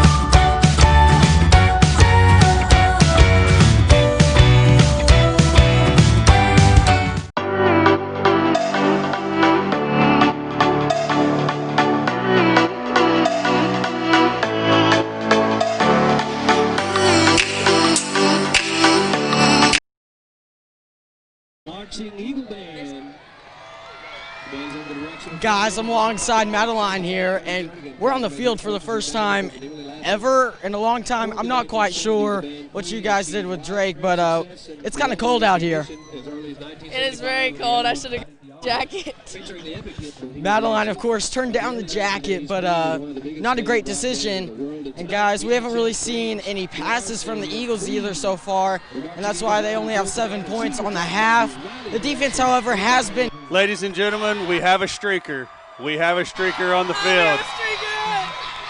Oh, missed tackle by the police officer. He's He is providing chase. Here comes another officer. He said no. And they're going to chase him. He gone all the way to the other side of the field. He's looking for it. Let's see if he makes the jump. Oh, he's going under. He's going under. There's the car. He's waiting. Somebody. Oh, here comes another officer trying to get him. He gone. He gone. He's still. Oh no, he's down. He's down. He's down. Oh my goodness. Here comes Steve. Go get him, Steve. Save him. The return of the horse head. Oh my goodness. And the crowd went wild. Grant. I mean, how stupid or I don't even know what to say. I'm speechless. You don't learn from the last time the consequences, and you're just going to go back at it? Oh, my God. I think he did kind of learn, because instead of trying to go over the fence and getting his chest cut up, he went under the fence this time. Well, guys, I don't know if you caught it, but actually who was there to grab him, it looked like a Greenbrier parent from the parking lot came around and cut him off, forced him into the ditch where they corralled him. Well, that's rather unfortunate, but, you know, one of the best parts was the missed tackle by the officer out here at the 25-yard line to start.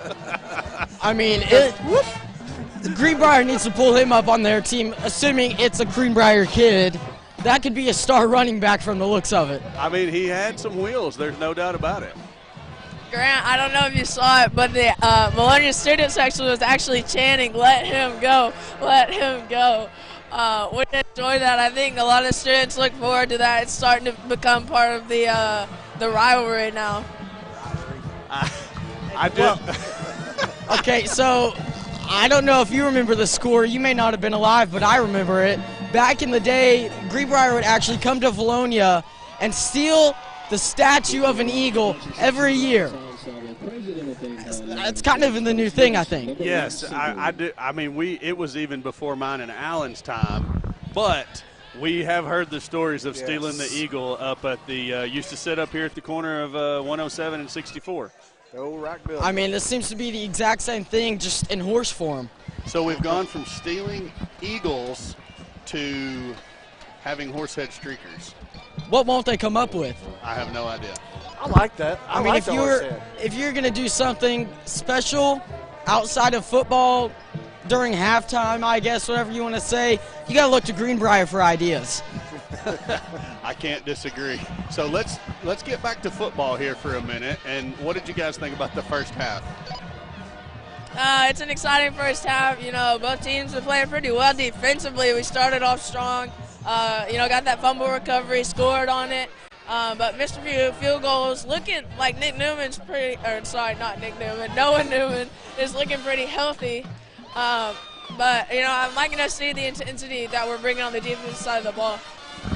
And, you know, defensively, like you said, it's been a great game so far, but offensively, not so much on either side of the ball. One touchdown by the Eagles, one field goal for Greenbrier.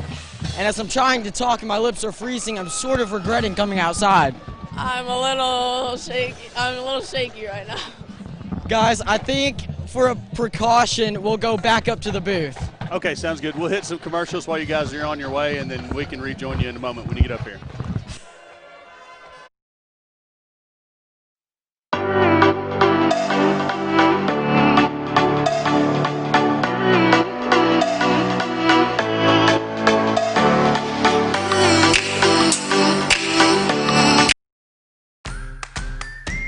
Vilonia Family Pharmacy is proud to be a locally owned and operated small business in the great town of Vilonia. If you're looking for a pharmacy where you're more than just another face of prescription, come see us.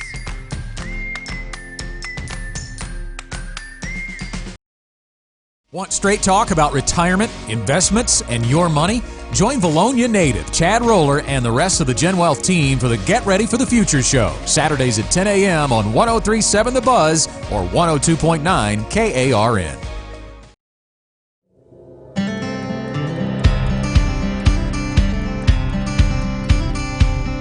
Here at Charlie's Corner, we have everything you need from men's shoes and boots to camo and graphic tees. Come on down to Charlie's Corner next to Linda Marie's at the Vilonia Commons.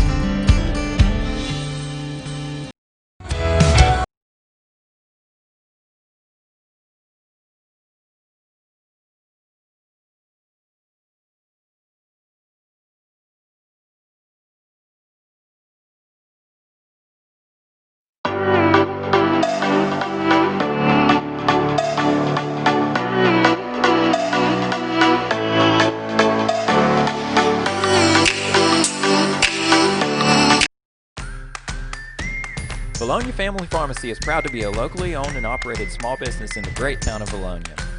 If you're looking for a pharmacy where you're more than just another face of prescription, come see us.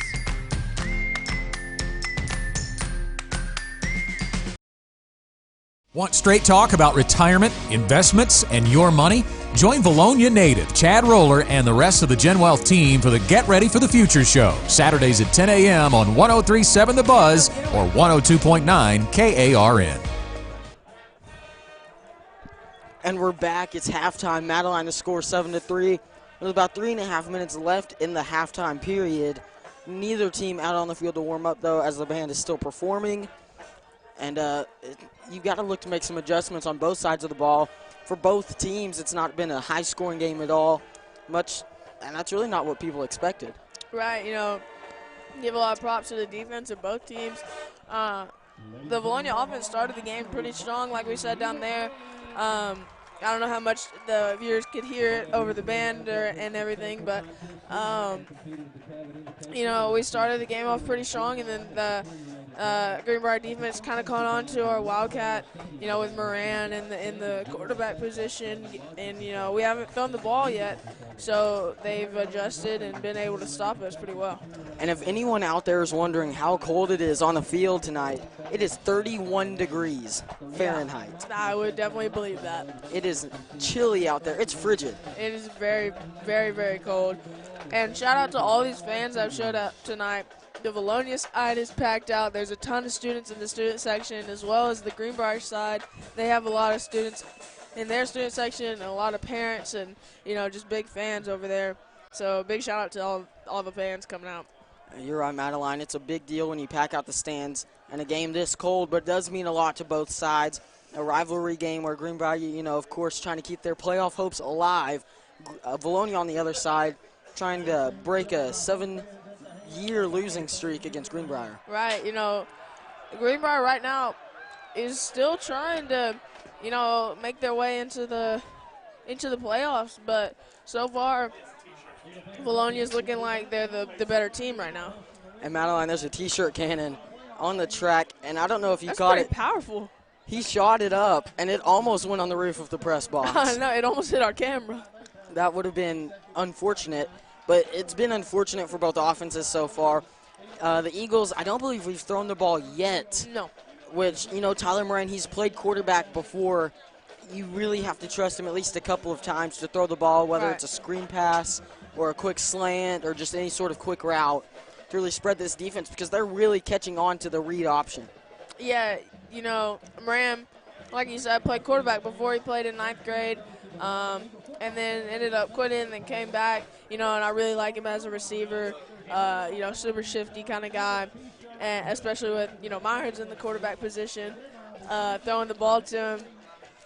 That's a great duo right there. But tonight we're seeing the Moran-Draven Smith duo, and I'd really like to see some slants at least, or maybe some screen passes, wide receiver screens. We like to run those a lot, and I trust Moran's arm enough to do that, at least. And, you talk about the duo of Moran and Smith, Draven Smith in the backfield. A lot of speed, but the speed doesn't really help you when you know exactly what they're going to do offensively. That's why they really haven't had much success sustaining drives up to this point. Right, there's only a few plays you can do, and there's different kind of formations you can do them out of, but, a good defense can catch on to that pretty easily. And it looks like a good defense on the Greenbrier side of the ball. So the clock says 0. Neither team is out warming up yet. Greenbrier is running onto the field down by 4. Madeline, what do you expect to see from the Eagles coming out? Do we get the ball first? Yes, we do get the ball first. So I think, I definitely think we're going to come out and try to score fast. I hope we see some different plays, different maybe scheme. I know we're still going to have Moran in the quarterback position unless we decide to bring in Erie. But I'd really love to see us pass it a little more just to spread the field out a little bit. But definitely go down and put up a scoring drive. And you're right, Madeline. This game, standings-wise, for the Eagles doesn't mean a lot, as we said before. It doesn't really mean anything standings-wise, but it does mean a lot to the egos of both of these teams. So the offense does need to come out and perform better than they have in the first half. We saw yesterday, unfortunately had technical difficulties, but the junior high first half started slow, second half came out really strong, nearly pulled off the win, didn't quite get it. But, if you come out strong in the second half, you're already up. Right. So, you could do a lot to this Greenbrier defense that's got to be tiring out by now. Yeah, we've seen a couple guys get up limping for the Greenbrier team. The quarterback, Jackson Riddle, looked like he came out at the end of the half, and Cooper Wilcox came in to replace him, even though they had been switching off series anyway. But you really hope that guy doesn't get hurt, obviously, but for our side of the ball, we've been putting so much pressure on him all night. He's just having to run to get away from getting hit. He's running for his life every play, and you've got to credit our defense for that. Jaden Wimberly, Riley Rexroth, Corey Clements, Corbin Watson, among others. They're all over the place. Yeah, you're exactly right. I really want to see them trying to throw the ball as well. We've seen a couple of throws with good defense. Seth Kirk knocked a big pass away. Yeah. Looked like it could have been a touchdown, a little bit underthrown. Seth Kirk able to catch back up and knock it away. So just a great play by the secondary so far. There's really not much to say other than the defense is shutting down the offense on both sides. Yeah, I'd love to see, us go down and score, whether it's a field goal or another touchdown. I'd love to see a scoring possession and get a little more momentum under our belts, and then I'd love to see another turnover this half. We've already seen the strip sack, fumble recovery by the defense on the first possession, and I'd love to see an interception or another fumble. You're right, Madeline. The turnovers really set up the Eagles offense, really needing that great field position to succeed. It went down to a 4th down and then getting the 1st and goal. That was huge for the Eagles. But, it's difficult for this team to move the ball consistently when you're running practically 4 different plays. Right. I'd love to see this team keep driving the ball down the field and, get a little closer range for Noah Newman. And I think those kicks are going in. I think they are, too. Noah Newman hasn't, kicked a lot of field goals recently. He's looking strong, though. he's getting that ball up there. You know, it's difficult. We saw him miss one short. That was in line, and we saw him hit the upright on one. That one would have been good. It had the leg. It just was just a little bit too far right. If the wind blows any more in the right direction, then that's going in for Noah Newman. Right. And, you know, that 3 points would have put you up by 10. The other 3 points would have put you up by 13. But, you know, that was a long kick for a junior kicker in Noah Newman that hasn't done a lot of kicking. But, you know, looks like the Greenbrier Panthers will be taking the field to kick off. Corey, nowhere to be found. MIA. Corey's missing. Corey, guys, help. Out there chatting it up, wasn't I'm you? back. We got to switch headsets. We're on the wrong headsets. Oh. We're all discombobulated. I got hung up telling the story of the horsehead streaker to some people out there. Oh, and we're back. We are back. There's the opening kick. Smith's going to take it at his 5. Moran out ahead of him to help block. He runs into Moran, fights his way up to the 20, and he's going to go down there. Good coverage there. Greenbrier's got a good coverage team on the kickoff. We hadn't had any lanes to run. Confirmation, there definitely was a streaker. We're asking, was there a streaker? There is confirmation of a streaker. It was definition of a streaker. He wasn't naked. Well, no, I mean he was covered up. The important thing was he had a horse head on. Yes, I like it. I hope the young man don't get in any kind of trouble. I think it was all for good and fun. Nobody hurt, no harm, no foul. I guarantee you, we enjoyed it. I'm afraid he's going to suffer. That was his. That's yours. Well, mine's over here. Oh, that one of them's Matt Madeline's. Allen's. There you go. Moran with an empty set.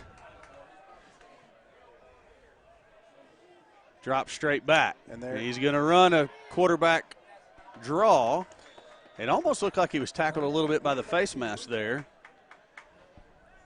But, yeah, you know, I ain't even going to say I kind of understand. The punishment last time, if it was anywhere near what was reported, was far too harsh for the young man for no more than he did. I mean, it's all in good fun in a rivalry, and, you know. Kids could be out doing a lot worse things. Oh, yeah, certainly. Let them have a good time right here at the football field. Smith's going to get it off the right side, and there's the Panthers. Yeah, there wasn't nothing there. And, you know, Panthers are starting to get a little bit of spark, a little step. Yeah, they're feeling good that they're shutting down this potent Eagle offense. I would be too. 3rd and 2. Eagles, I wouldn't say desperately need to put it in the end zone, but really, really need to put some points on the board here. Moran's going to go straight keeper behind Smith as a lead blocker. He's got plenty for the first down. He made it up to the 33. Yep. You know, you got to wonder about Moran taking as many shots as he is tonight. Yeah, he's not used to touching it that much. No. So durability looks like he's holding up. Yeah, not that he's not capable, just he hasn't experienced that, especially on a frigid night. And the cold has set in. Oh, I stepped outside there to talk to a couple of the fans for just a minute when y'all were saying I was nowhere to be found. It was quite frigid on the top row. I bet it was. Another draw. Well, we did that of the empty set. It's going to be a straight give to Draven Smith, and that's Draven Smith hard patented inside run there. Yeah. You know, Draven, by my calculations on the season prior to game starting, 1,889 yards is what I had him accounted for. So needing, 111 on the night to eclipse the 2,000-yard mark. Don't know where he's at to this point. I wouldn't think he would be. He might be around 50. Well, you know, sometimes that's sneaky. It is. You know, you remember the night we were in the house when McFadden tied that record. Yeah, 322, and then they backed it off to 321. Yep. And you know, we were thinking he probably has about 250, and they said that breaks the SEC record for rushing yards in a game. Yeah. And we were like, wow. Hinesley coming off the field a little shaken. Kirk's going to check in. Smith out. Bartlett's going to check in.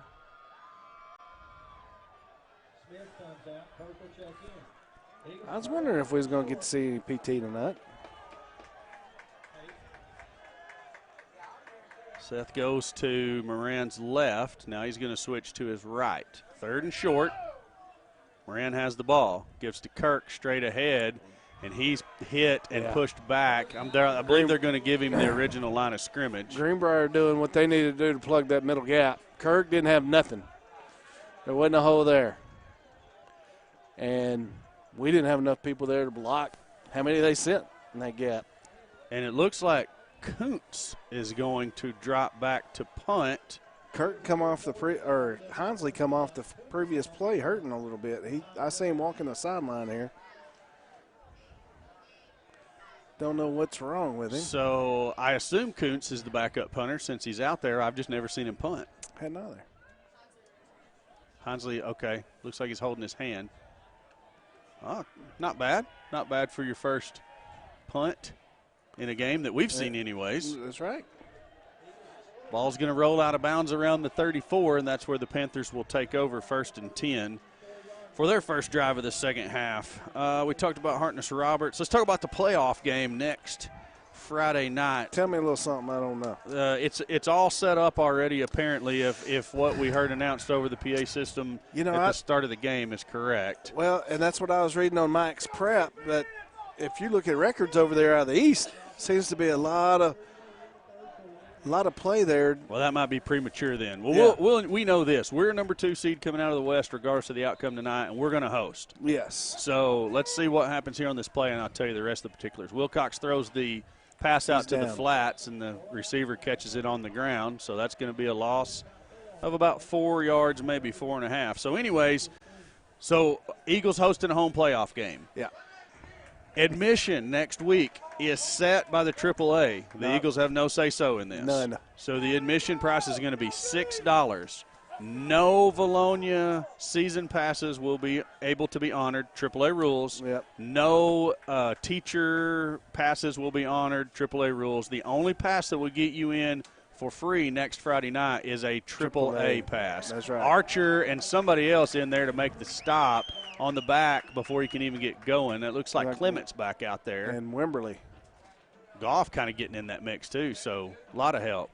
So anyways, also if you do happen to have a AAA pass, if you have one, you already know it says this on there, must also show ID. Well, that's going to be enforced because, again, something that the AAA has hosting schools enforced during the playoffs. So I'll cover that again here in a moment, but that's the rundowns of next Friday night's home playoff game that the Vilonia Eagles will host. It's 3rd and 12. Wilcox He's got a guy over open the middle. Golly. Suplex tackle by Nick Lewis. They're going to give him forward progress up to the 49. Yeah, they had that inside skinny post just open. You hate to see that. Yeah. Especially after the first 2 plays. But hey, that's the reason you play the game. Yeah, I think if I'm Greenbrier, I'm going back to that a lot more. Yeah, Wilcox keeps. He's going to be hit by Kuntz and Wimberly, and Watson comes in there too, and that's 3 guys you don't want hitting you all at the same time. Not meeting at the same spot. Not at all.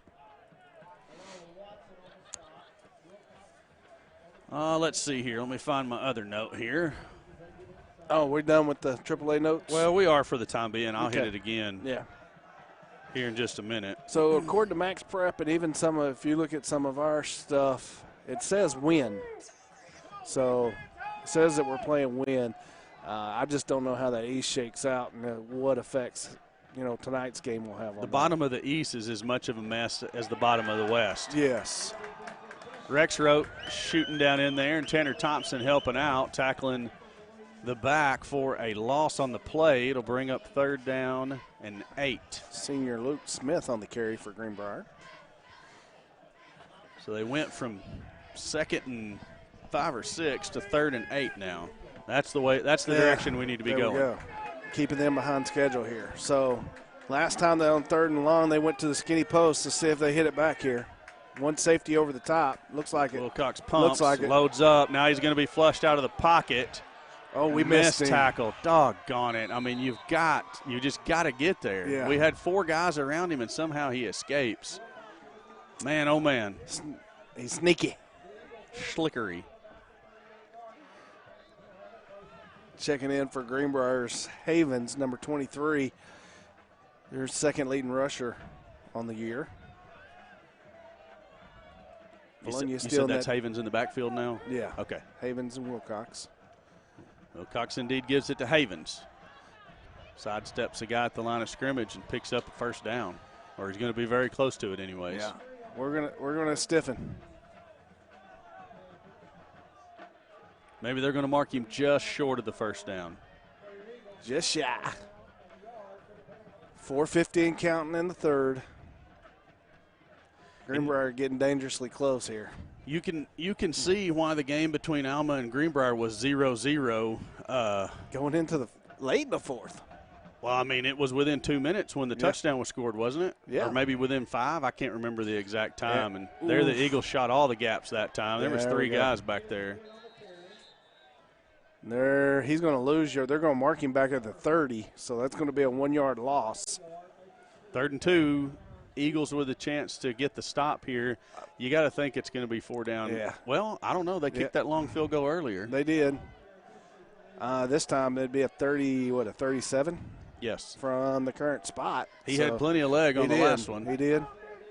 So,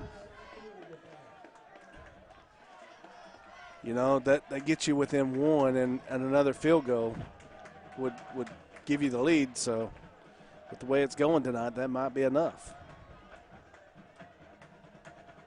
Wilcox Havens looking out of all the over the backfield. field.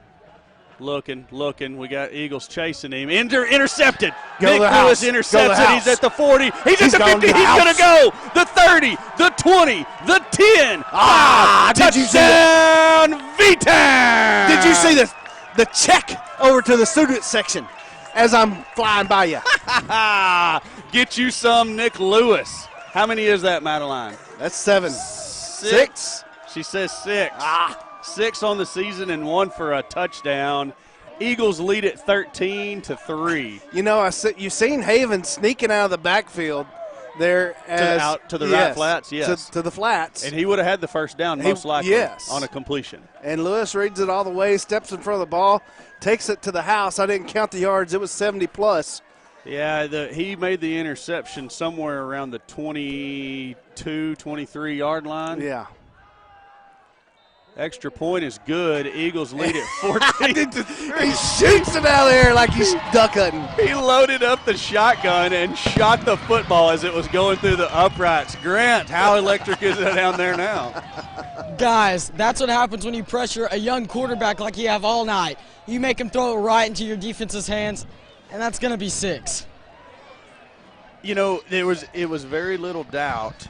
Will you turn that down, please? There was very little doubt that he was going to – there was like 1 or 2 tacklers that had a shot at him, but it was pretty quick up here in the booth that we knew he was fixing to go. We might have got a little excited. Corey, I'm getting a call. I'm getting a house call. Ring, ring, house call. That's 6. You dang right it is. Did you see what Nick Lewis, he gave a look to the Greenbrier student section as he was running by? Did you catch that? I did not. I did not catch that. I didn't either, but Alan picked it up. It was quite hilarious. Madeline showing it to me on the oh, yes, he did. I'm seeing it on the replay now. It's epic. You're going to want to go back and watch that. Man, I can't wait to go back and see it. What a beautiful play defensively. Here we go with Noah Newman ready to kick off to the Greenbrier Panthers. And we needed a spark. Yes, we did. And it comes from the defensive side. So that's got to encourage you that we can win in different ways. Newman's kick taken at the 10, out across the 20. And the Panther return game has not been bad tonight. No, it hadn't. They've been starting 25+ all night, and we're struggling to get to the 20. I'm going to say their return game's been about as good as anybody we've seen all year, including Little Rock Christian. Yeah. First game of the season. Their special teams have certainly done a good job. So maybe this is the spark we needed to get something going here. I'd like to see another one. Man, that was exciting right there. If I got too loud, I apologize. If I didn't get loud enough, I'll do better next time. Hey, don't apologize for having a good time, my friend.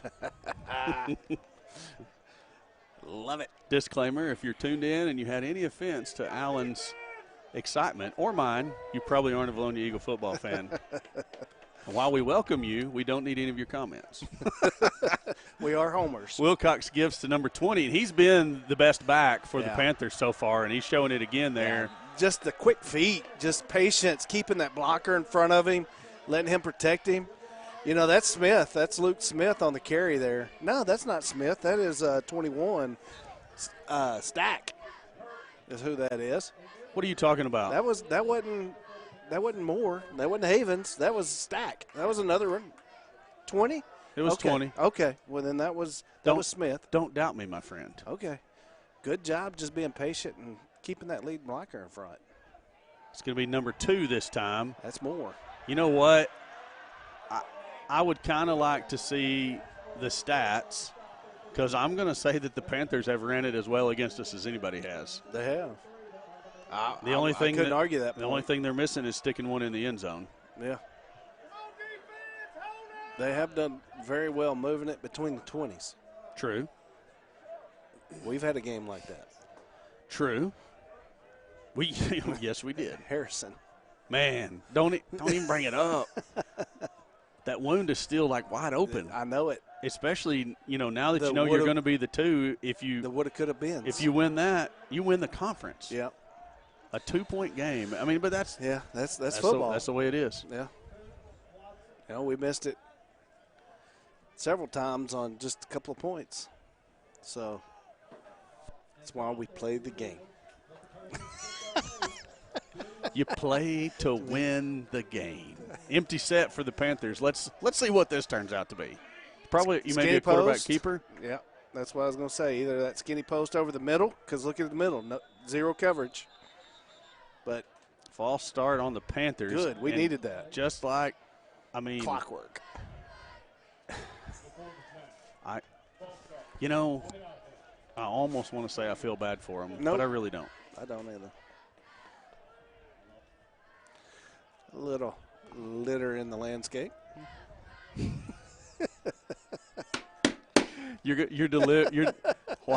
While the material is great, your delivery might be a little bit slow. It was. I was letting you finish your thought. Hey, if you're going with some of that goodness over there, you just jump right in. Yeah, and I wish I could claim this as our own material. Oh yeah, no, but we have stolen that. And somebody we know knows that guy. Screen pass to 29. Eagles cover it very well. Vines down to make the tackle. Good job by Kyle Vines on the coverage and the tackle. And there's a flag, and I believe that's. I'm not going to speculate. The Eagles think it's against the Panthers. There was a little pushing and shoving after the play. Still a little chippiness. And you got to play football with a little bit of chippiness. You just got to be able to control it. Oh, you know who it is that knows that guy? Doggone it. Lee. Chris? No, first name Lee. Oh. I've got last name Morse. No. Personal foul against Greenbrier. He's the guy after the tackle. The guy got up and shoved Vines in the face mask. Oh. What president is that, Matt Ellen? No, not Lee. The person we know that we 15. Oh, 15. There's not a $15 bill. There's a 15th president though. I think that is the tag to which bill they're on. Okay, all right. Wow, we've gone so far. Lee Rogers, thank you. Lee Rogers knows the man's name that came up with all those. You could not remember Lee Rogers? I've got so many names in front of me. They was just like name palooza. 3rd and forever for Greenbrier. They're going to throw the screen pass out to the flats to number 2. And that wasn't there. And it just wasn't that time. They didn't get the blocking set up, and the Eagles read it perfectly. Yeah. So it's going to bring up a 4th down now. And I don't know if you noticed or not, but did you see that down marker across the way? I did. That's pretty nice. That is very nice. Thank you, Mr. Nick Newman. 4th down. Looks like Powell's coming out for Greenbrier to put the punt. We got Lewis going back, looking to take another one to the house. I would be totally fine with that. Yeah. Make me get up out of my seat again. So, just get away. It's going to be a good punt there for Greenbrier. Rolling out of bounds about the 10-yard line. It did take a really good roll. I didn't see it come off the foot. I was looking down at something else. A little wobbly, but end result was good. From the sound in my ears, Grant wants to talk to us. Grant? What do you got? Guys, that was a great punt to pin the Eagles back, and they're deep in their own territory for an offense that really has been struggling here as of late. Yeah, you got to wonder, will we see the pass? I'm not questioning anything. I'm just wondering, will we see the pass? I think he will at some point tonight, just to see if he can throw it up there and make a play. Will it go for 6 when we do? Absolutely. I like where your head's at. Moran has the ball, and he still has the ball, but he has a lot of white jerseys out where he's going. It's nothing. They're just sitting there. Yeah. They're just sitting there, and they're like, as deep as you're running that. Well, and we're not able to get to that second level of our blocking, and that leaves the backers free to go wrong and go do what backers do. Update from Nick Newman. Jana Sisson and her family donated the money for the down marker in honor of her father, Pat Robbins. So thank you very much, Mrs. Sisson and family.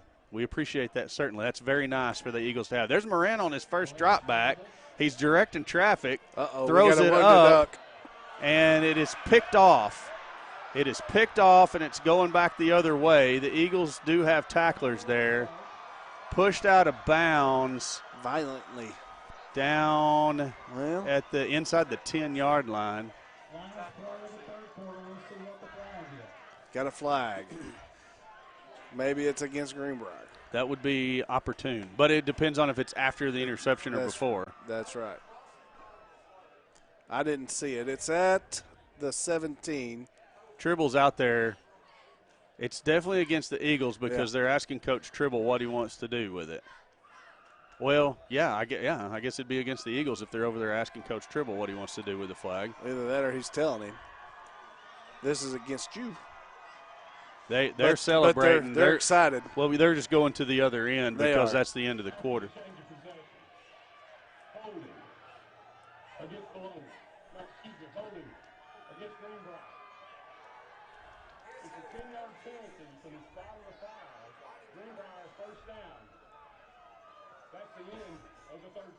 Okay, so a hold, a 10-yard penalty from the spot of the foul. Panthers first down, but they're going to be backed way up. To the 27. Yeah, I was going to say way up from the end zone relative to where they went out of bounds. Yes, because they went out of bounds about the 5. Penalty occurred at the 17. 10 yards from there, gives you the ball at 27. Greenbrier's got something working. That's right. Hey, let me hit these not season passes, but this playoff game info again. Home playoff game next Friday night, regards to the outcome here tonight. We're already locked in as the 2 seed. We're going to host. We don't know 100% for sure who yet, so we won't go there. Admission, all the rest of the information I'm about to tell you is strictly set by the AAA and its AAA rules, so it has nothing to do with anything Vilonia wanted to do or not do. It's a thing that all teams hosting playoff games have to abide by per the AAA rules. Admission will be $6 to get in the gate. No Vilonia season passes will be honored. No teachers or administrators' passes will be honored. No student passes will be honored. No 5A passes will be honored. The only pass you can get in with is an actual AAA pass, and be prepared to show your ID per the AAA guidelines. So that's next Friday night for the home football or the home playoff game. Wilcox rolls right. He throws it. It's another interception by Lewis, but he's about 5 yards out of bounds. He's standing on the Weaver and Bailey logo. By the way, thank you to the the Weavers. And the Baileys. Yeah, well, I mean, Charlie, Linda, the Bailey, all of them. All of them. Anybody that doesn't know, Linda Weaver is Linda Marie's. Yes. Just in case you did not know that. 2nd and 10 after the incomplete pass. Same setup, more coming in motion. Now they're basically just flipped the formation. Now they're going to put the back on the right side of Wilcox. They're going to give it to him going to the left, and guess who is there? Austin Kuntz. He's having a heck of a game defensively, and you like to see that he's bringing that intensity out there. Yeah. You know, lack of a passing game tonight, but hey, that's okay. I'm going to go show, some grit on defense. Yeah. Defense kind of showing out tonight. Greenbrier averaging 23 points a game. And we're holding them under their average.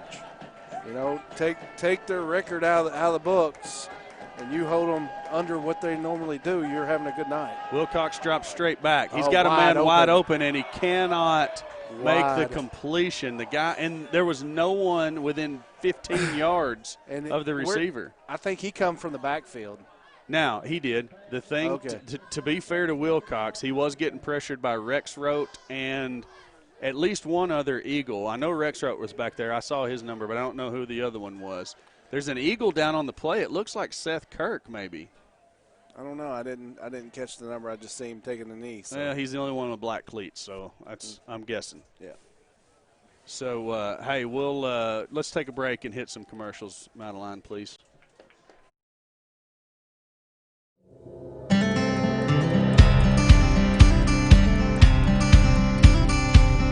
Here at Charlie's Corner, we have everything you need from men's shoes and boots to camo and graphic tees.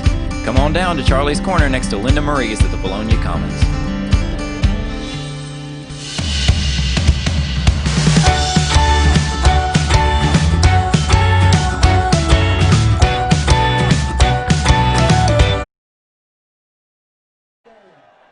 Back to the field, 4th and 10 for the Panthers.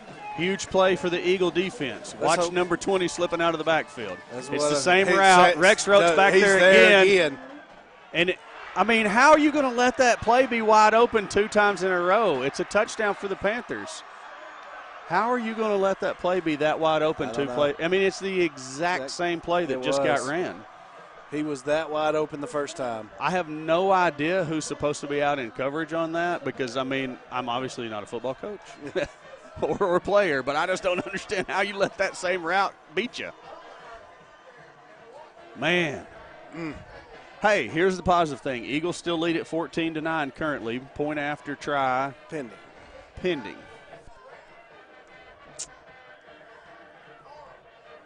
You know, Greenbrier's always going to keep it interesting. Oh, yeah. Snap's good, holds good, kick is good. 14-10, Eagles lead the Panthers. Grant, what say you? Corey, that was a 4th down prayer that the Panthers were pulling off there. Could have kicked a field goal, instead opted to go for it, and it worked out pretty well for him, I must say. What we couldn't understand is how you leave the exact same play, exact same route wide open 2 plays in a row. I think it was just a miscommunication on one, a blown coverage on the other. Just really, I guess you don't expect them to run the same route twice in a row, but when it's that wide open, you've got to know it's in the realm of possibility. Yeah, yes, absolutely. I'm sorry, I had taken my headset off there for just a second, so apologize for that. I'm trying to get everything situated to get back to you. Yeah, and you know, I mean, it is what it is. We're sitting up here high above everything in the booth where we can see everything perfectly, and on the field it's moving at the speed of light. So, hey, we get it. It is what it is at this point. We got to go put some points on the board. Precisely. All right, here we go. Eagles set up to receive. Panthers in their bunch formation as they traditionally are.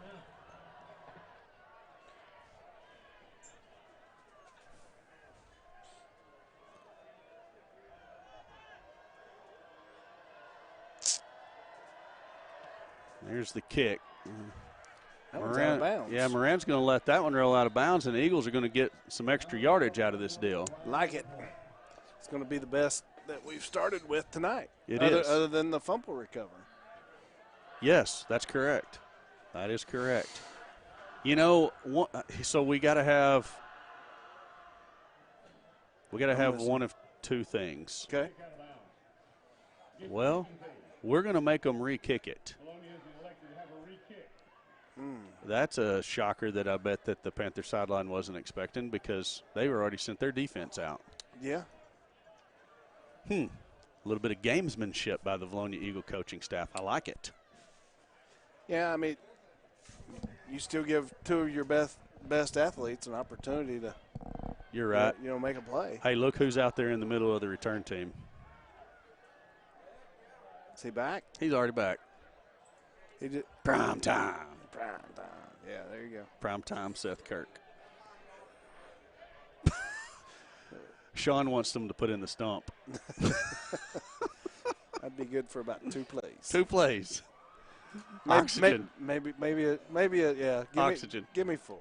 Oh, okay. Adrenaline be pumping the first 2. Well, you got it. Yeah, good point. And I don't know that gain any yards because I always like to hit. I'd want to go fill that again. Panthers go with the onside, and I think the Eagles might have covered it. No, Greenbrier says they got it. Well, they say that all the time. The people that matter says the Eagles have it. There we go. It bounced off of the Panther guy, and Kuntz, not Kuntz. I thought it was Kuntz, but it's not. It bounced off of whichever Greenbrier Panther was there, and the Eagle recovered it.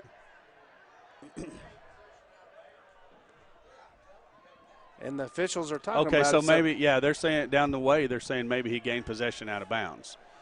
It's going to be interesting to see what they do. The initial signal was Vilonia Eagle football.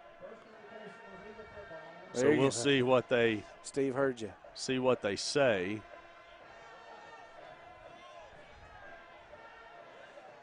It's serious down there. Yeah, I mean, did the ball – so here's another question. Did the ball go 10 yards before they touched it? I think it did because he was looking at it for a second.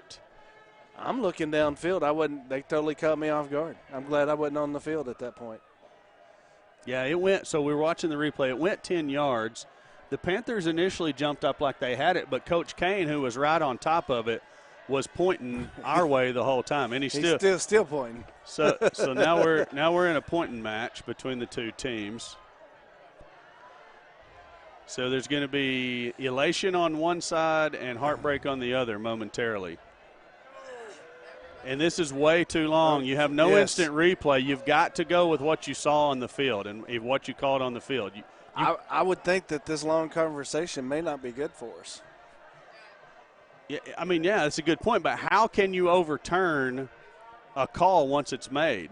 Yeah. Here we go. And The ball was possessed by Greenbrier, but the player was out of bounds. and the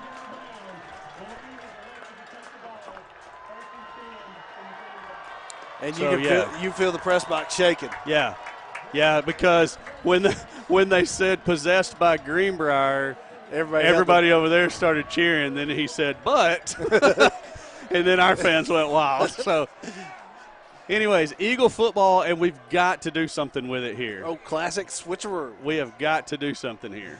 Yes, we've got to take advantage of this. This is the second best field position. Okay, I see what's going on. Look at this. What? The Panther defensive coordinators are all the way back here in our backfield. I mean, they're not doing anything illegal. I'm just saying, I'm seeing a little bit about how they're, giving signals to their guys and being able to read what we're doing here. So while we're shifting and everything in the backfield, they're watching what we're doing. They're signaling. Yeah. So he's over there watching now. Yeah. Smith straight up the middle. Oof. Had a crease there quickly, but it closed that quick as it opened. I'm going to tell you what, whoever these guys are that keep getting pancaked to the ground by our guards are doing a great job of just getting a hold of some ankles. I don't know if they're biting ankles or what they're doing, but that's the only thing stopping Smith from busting one of his signature runs. And it's still coming. I got to feel like it's still coming. 10:35 left. Clock is our friend. It's going to be Moran on a straight keeper. Moran picks up a couple. Got to get a first down here. Yes. That's the start. We need to move the chains. And we're doing what we need to, staying on schedule. 3rd and 4. Yes, kind of on schedule. Yeah. You'd like to be less than 4, but yeah. Yes. 4's manageable. Here, if I'm Greenbrier, I'm pinning my ears back. I'm blitzing. I'm sure they probably will. I'm blitzing all 8 of them in the box. Smith, straight away. He's going to have first down yardage by about a yard. They're going to place him inside the 35. Clock's going to stop momentarily for the chains to move. Everybody wanting this game. It's getting a little tense. Well, I mean, it's a rivalry. It's a rivalry game. Hey, I'm taking a shot here. Man, just something. I say that, and last time we put it in the air. True. And it's cold down there, and you're not used to holding the ball.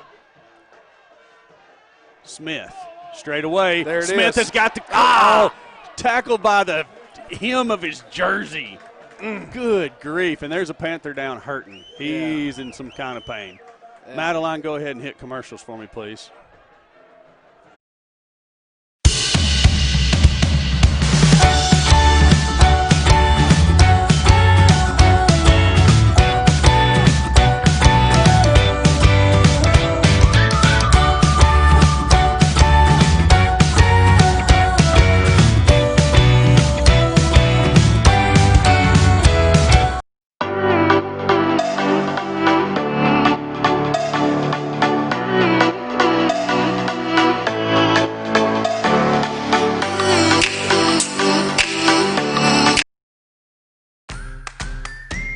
Vilonia Family Pharmacy is proud to be a locally owned and operated small business in the great town of Vilonia. If you're looking for a pharmacy where you're more than just another face of prescription, come see us.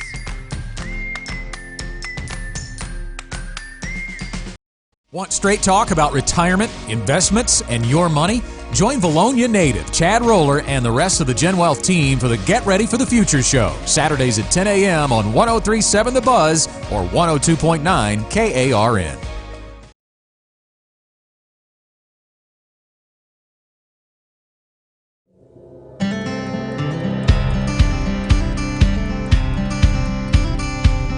Here at Charlie's Corner, we have everything you need from men's shoes and boots to camo and graphic tees.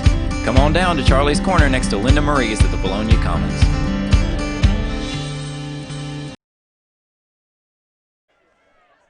Back to the field. The Panther that was injured got up and trotted off on his own, so we're thankful for that. Hopefully it's nothing serious. I want to take a quick second to thank District Judge Chris Carnahan, 9th State District Court Division I. He sponsored the pregame meal for the Eagles tonight. Moran has the ball, gives to Smith. Smith looking for running room up the middle. I believe he's got the first down. And I believe Judge Carnahan is also running for re-election here pretty soon. So if you live within the ability to vote for Judge Carnahan, we'd appreciate his support, just like he supported our Vilonia Eagles with a pregame meal today. So the Eagles keep the clock rolling. At what point will you start? Excuse me. I was Coughing? in the middle cough. I don't know. At what point do we start running that play clock down? Or Well, are we already I mean, doing we're it? at 10 right now. Yeah. I mean, you got to keep in the game flow. There's too much time left. Right. But Moran, direct run, cuts it upfield, drives forward. He's going to pick up about 3 down to the 19-yard line. That's the 21. 21-yard line. The other side of the 20. I knew it was a yard away from the 20. I was just guessing as to exactly where we were, yeah.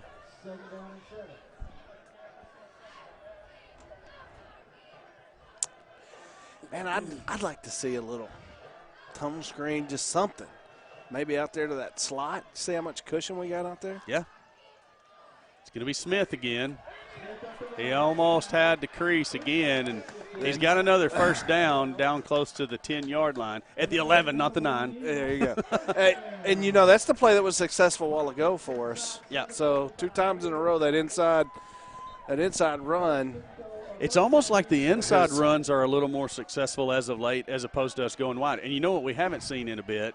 The true Wildcat with Smith in motion. That was successful a little bit early in the game. They're going to go to Draven right up the middle again. He's inside the 5. Let's just pound the rock at this point. All the way down to the 3-yard line. Now the Eagles can get a first down, obviously, since we started this series at the 11. So 2nd and 3 at the 4, or I'm sorry, 2nd and 2 at the 3. Yeah. I was repeating what I was hearing out of the other ear. I should have just been repeating what I'm seeing. There you go.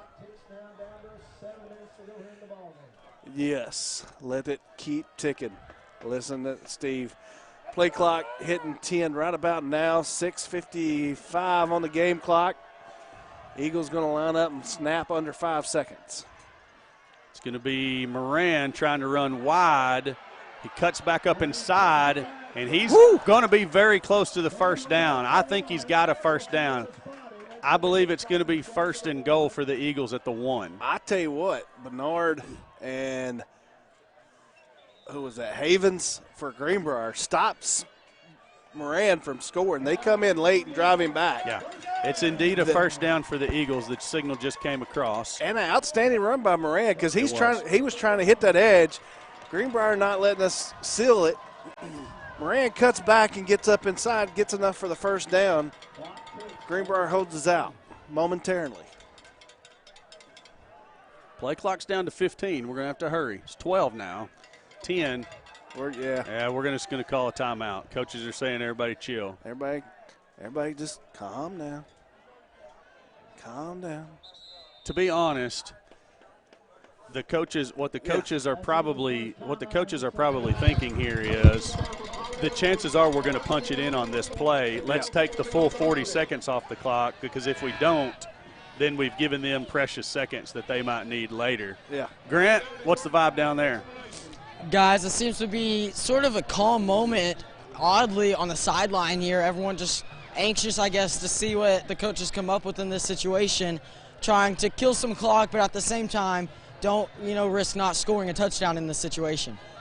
Absolutely. I mean, first and goal from the 1, the chances are you're going to stick the ball in the end zone, most likely on this first, because, everybody in the house probably knows what play we're about to run. The hook and ladder?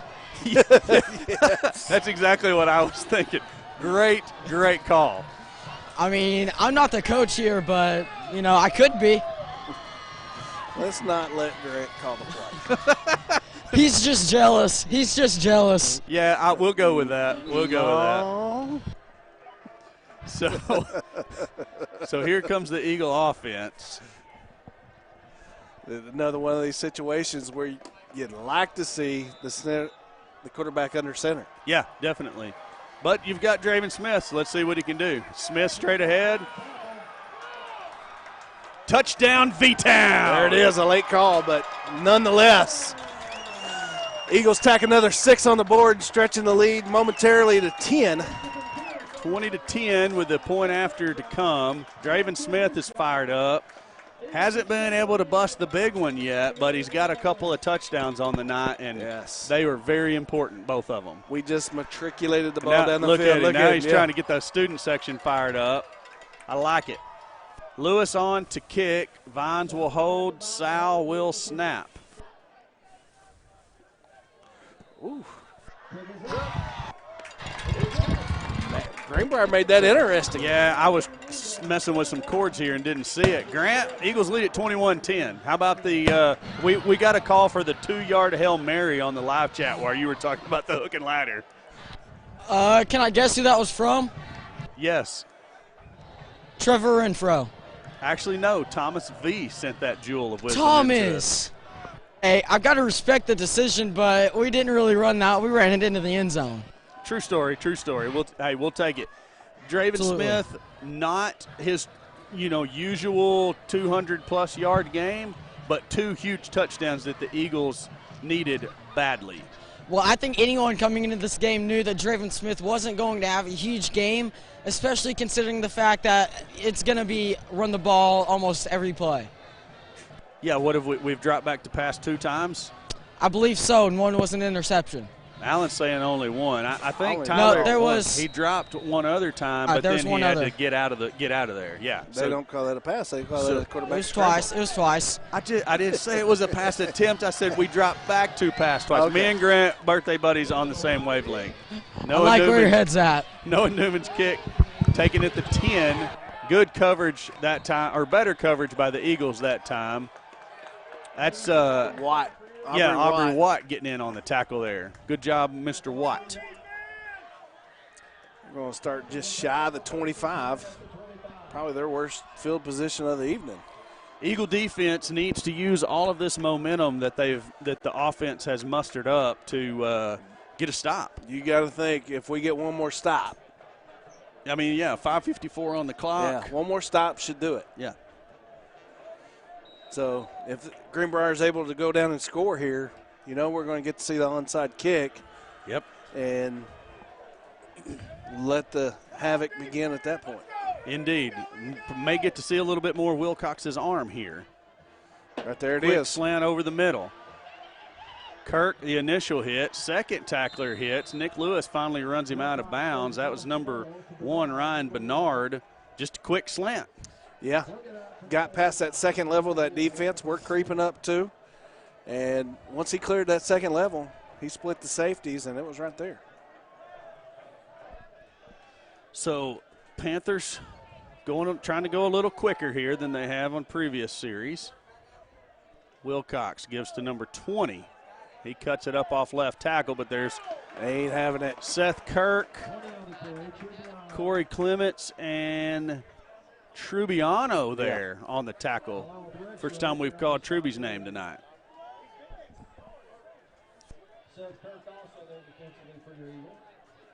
Smith, a patient run, but a little too much that time. Eagle defense able to corral him up with only a 2-yard gain. 2nd and 8. Wilcox has it. Pump fakes. He's going to look to throw deep. And we got tackled in the backfield. The pass is complete, but it doesn't matter. The Panthers are wanting us flagged for it, but there is a flag. Well, that was thrown on the hold, I do believe. But the Panthers were wanting us flagged because Wimberly was trying to get up, and the dude just wouldn't let him go.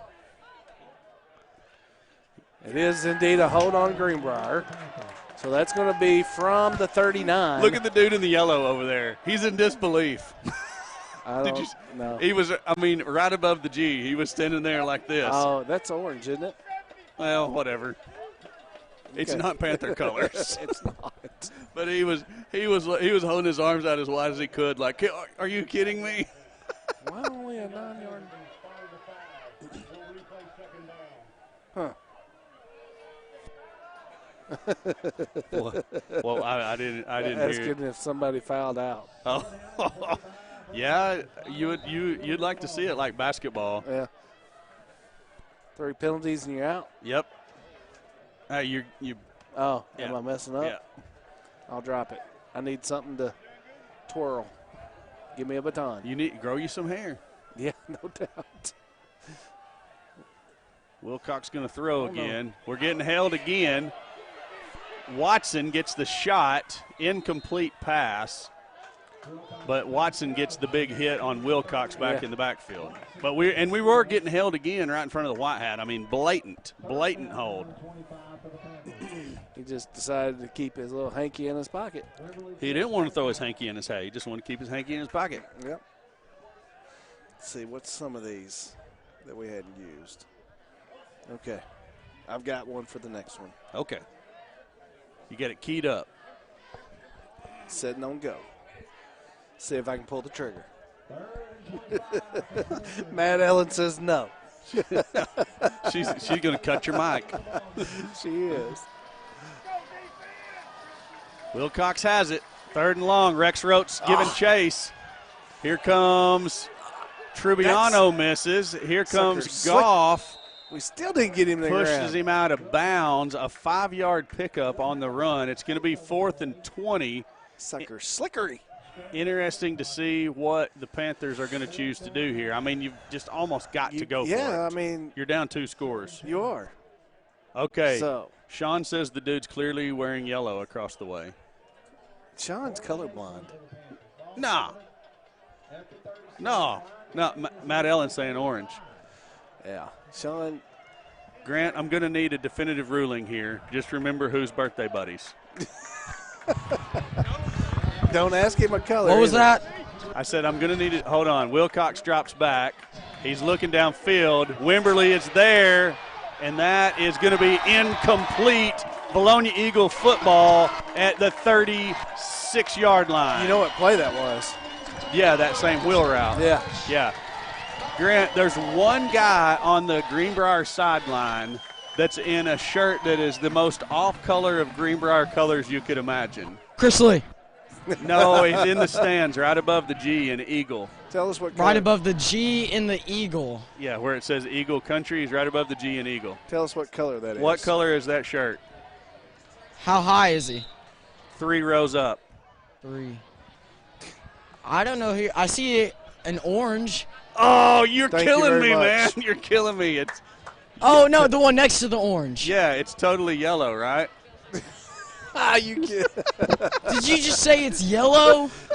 That's Hey, what the Corey's Eagles are on trying to say. offense. It's a give to Smith. Hitting the backfield, squirts out of that one. He's going to pick up about 2. Loss of progress. We're going to need everybody to just act Calm right down. right now.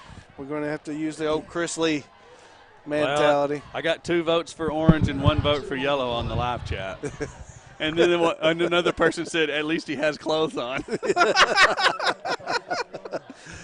Like the horse said, I hope that gentleman does not get in any kind of serious trouble. Miss Cawthon got your back. She says it's Tennessee orange. That's right. That's what I think. He's cold, whatever color it is. Look True. at him. Look at him over there. Yeah. Why did I not grab another jacket? Kirk in the backfield. Moran is going to give to – no, he's going to keeping keep it. Look at this. Moran Look at at this. the crease. He's at the 20. Eagle, catch me. 5, touchdown, V-Town. And the icing on the cake. Eagles lead it 27-10. And everybody, including me, Cha-ching. expected it to be Seth Kirk. But Moran says, whoop, I'm going this way. And he flexes. Double guns coming off. Oh, man. How fun is this? This is, we've missed this for so long. It's just enjoyable. I got another vote for yellow, by the way. Just saying.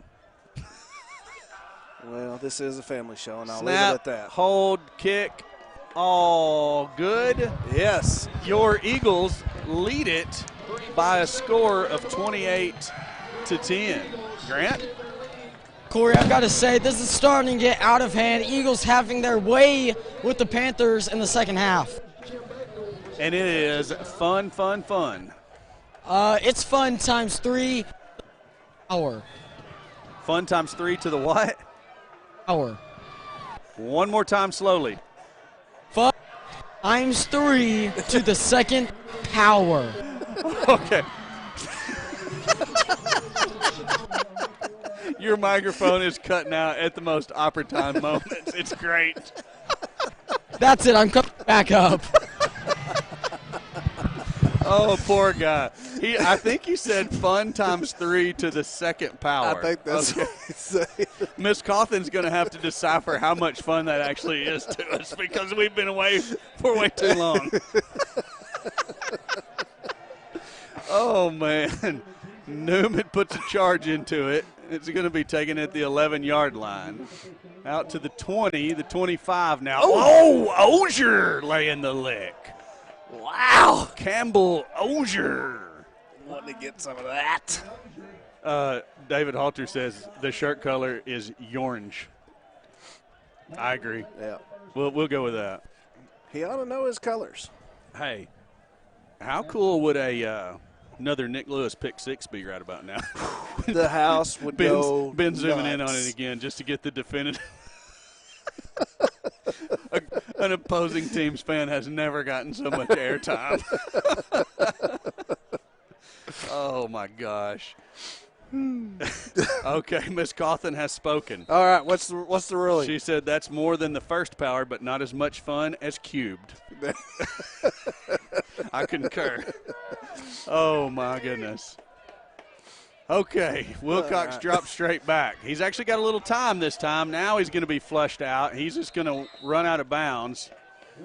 Loses about 3, maybe 4 on the run. I'm going to tell you what, he does a good job of not taking sacks. He does. And I knew that coming in. I've been watching him play for several years. Yeah, he's going to take a couple of sacks, but, that's obviously a 4-yard loss, but it could have been much worse without his footwork there. Yes. And he's shifty and elusive. Yeah. He's quicker than you think he is. Yeah. With his wizardry. Uh-oh. The cup has come home to this side of the field. Looky there. We'll get a shot of it after this play. Wilcox straight drop. Throws out to his right. Incomplete just pass. off his hands. I don't think he was going to be able to stay in bounds anyway. It would have been tough. Very, very solid effort by Bryce Morehart, the intended receiver. Now we're getting another color. It looks like mango on the computer. Barber says, Yanni or Laurel? Remember that whole deal on Facebook? Mm-hmm. Oh, me. Oh, Sling Blade came tonight. Corey Clements there was getting another held. one. Rexroth getting held. Wilcox getting tattooed. Wow. Who was that? Watson? Yes. Who else? Don't want to see Watson coming down on you. No. Oh, Wilcox, he has took a beating tonight. You know he it. Has. He's limping back now.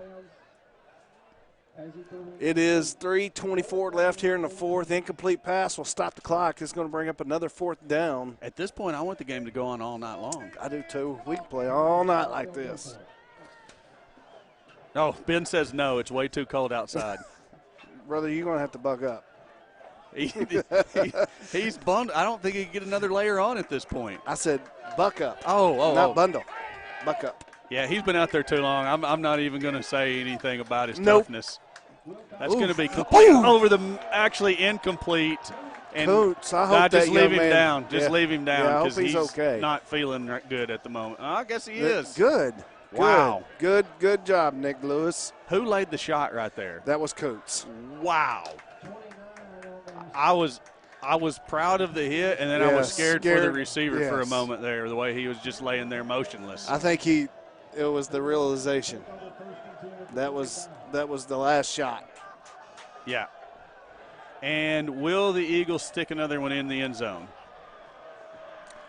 I mean, if the hole opens up, yes. I mean, we're not going to stay out of it, but I think at this point it's about getting the zeros up on the clock. Looks like Ozier's in there at the sniffer. Kirk's in the backfield. Moran's going to give it to Kirk. He's hit, but he bounces off of it, keeps his legs churning, and it's going to take 5 Panthers to bring him down, and that's Seth Kirk, ladies and gentlemen. Yep, tough sledding. Tough sledding right there, but he's going to handle it. Vines checks in on offense. Coach checks out.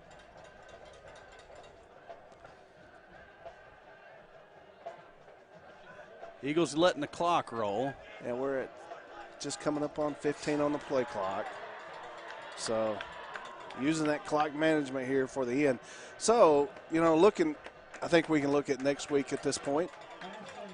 Yes. So, well, I'd have to look at scores. Moran is going to try to keep it. Come Reverses field, and this could get ugly for the Panthers. He's got Vines out there for a block. He's going to get to the 10, the 5, down to the 2-yard line. I guess. Yes, the 2-yard line. Play designed to go left. You go all the way right and almost stick it in. That was just pure speed and determination. Yes. So looking inside what the coaches are planning for, as far as looking at when I go in and look at game film, wins in the system. Okay. So they're planning on win. I'm going to say that something makes them think that's it. So I don't know all the tiebreakers over in the East, but win looking through Max Prep is currently sitting in that position.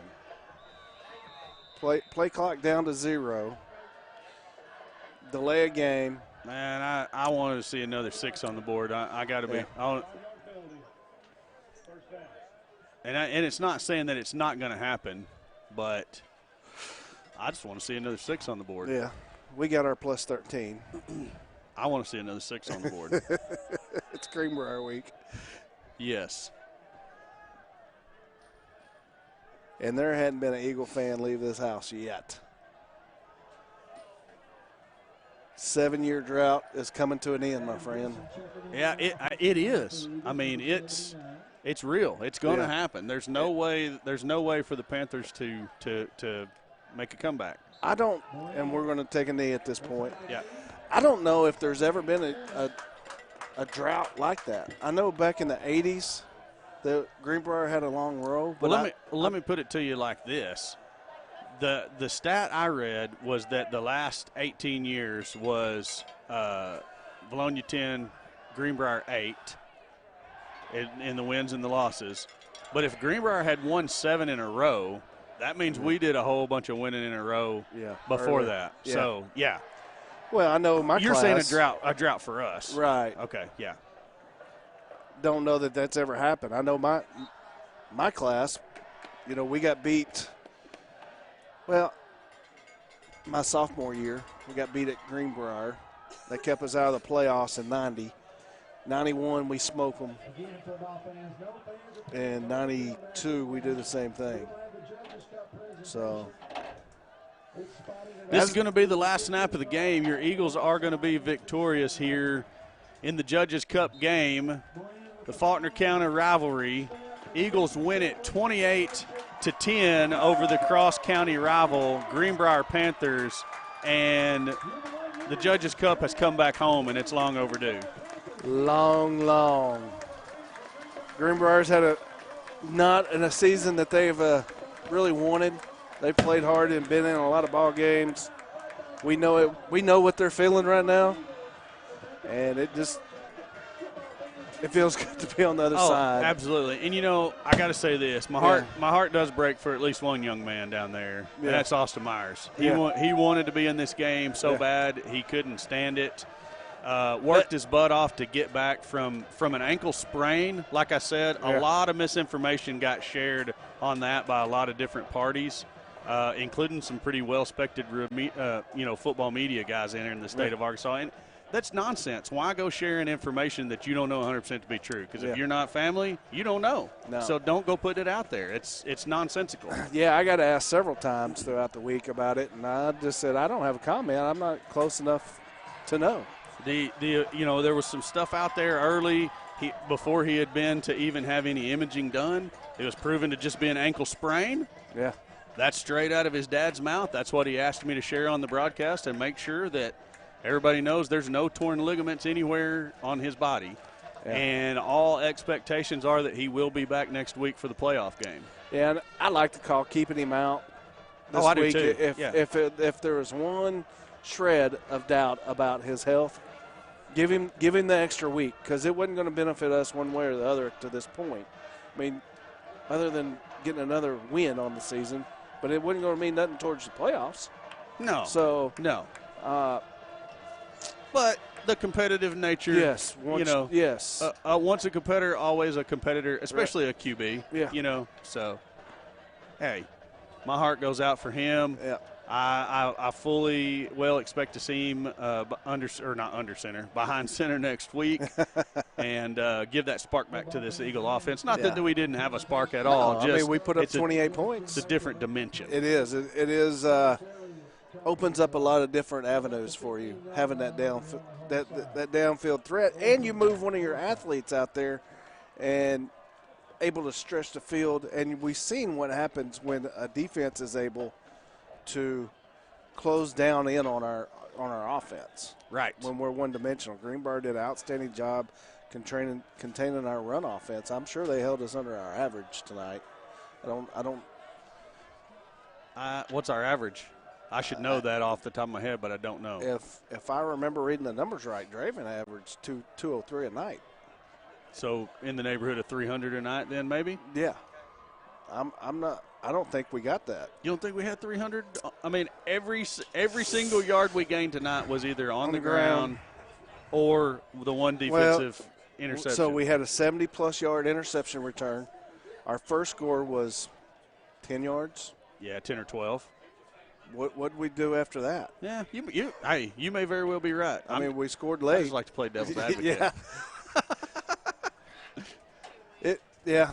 It's close. Are we going to show the presentation of the Judges Cup? What are we doing right over here? It's on the north end. They're doing the alma mater, and then the Judges Cup is sitting on a pedestal down here on the track. I know they had asked for the judge to come be ready to do the presentation. So, let's hang tight right here while the Eagles sing the alma mater with the band. Did we get any updates? That's one thing that we did not get a chance to do all stinking night. Madeline, turn your – I'm gonna plug – let me do some work here. Madeline, your mic is going to be hot momentarily if I can get enough cord. Grant, you got your microphone on? Talk to us. We're going. I got to turn you up now. Talk to me. Test. Oh yeah, we got you now. Go ahead. Okay, Grant, is your mic on? I believe so. Indeed, it is. Okay, so Alan's trying to look up some scores. Let's first and foremost look for. You found anything yet? I'm trying to get to the 5A. Forest City loses to Blyville tonight. That could be interesting. Oh wow, that is good. That could make it interesting because Forest City was supposed to be the 2 coming out. Yes, and that gives them, I believe, 3 losses over in the East. Let me get it over to the East. Where did it go? Yeah, Blyville 38, Forest City 26. No, that gives them 2 losses, so they'll still hold the head-to-head if Wynn wins tonight against. Find that Wynn score. Wynn loses. Nettleton beats Wynn 50-49. Wow. Yeah, definitely. So there's fixing to be a shakeup in the East. And then Valley View currently leading Batesville also. So that could potentially knock Batesville out altogether, couldn't it? Or were they already out of the discussion? Well, no, they have them sitting in the 4th seat at 4-2 right now, right behind Wynn. But there's the presentation of the Judges Cup. We almost missed it while we were looking at scores.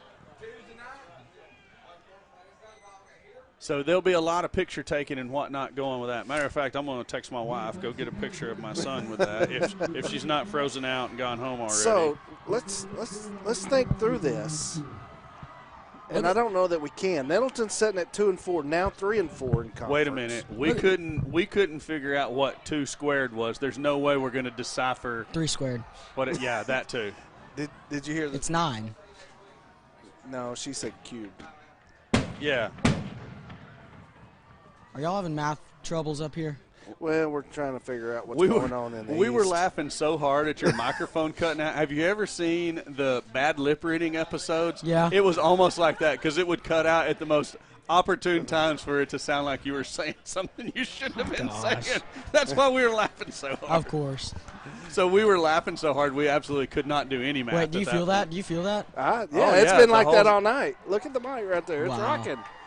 That's awesome. I tell you, all night long, this press box up here has been rocking.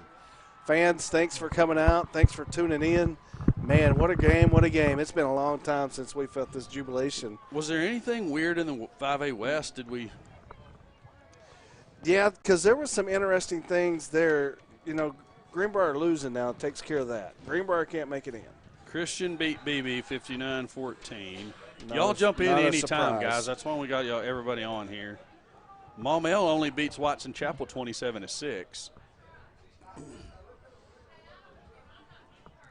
These scores are not. I mean, they're not updating well for some reason. Games completed down here. Yeah, I did that. I'm still not seeing.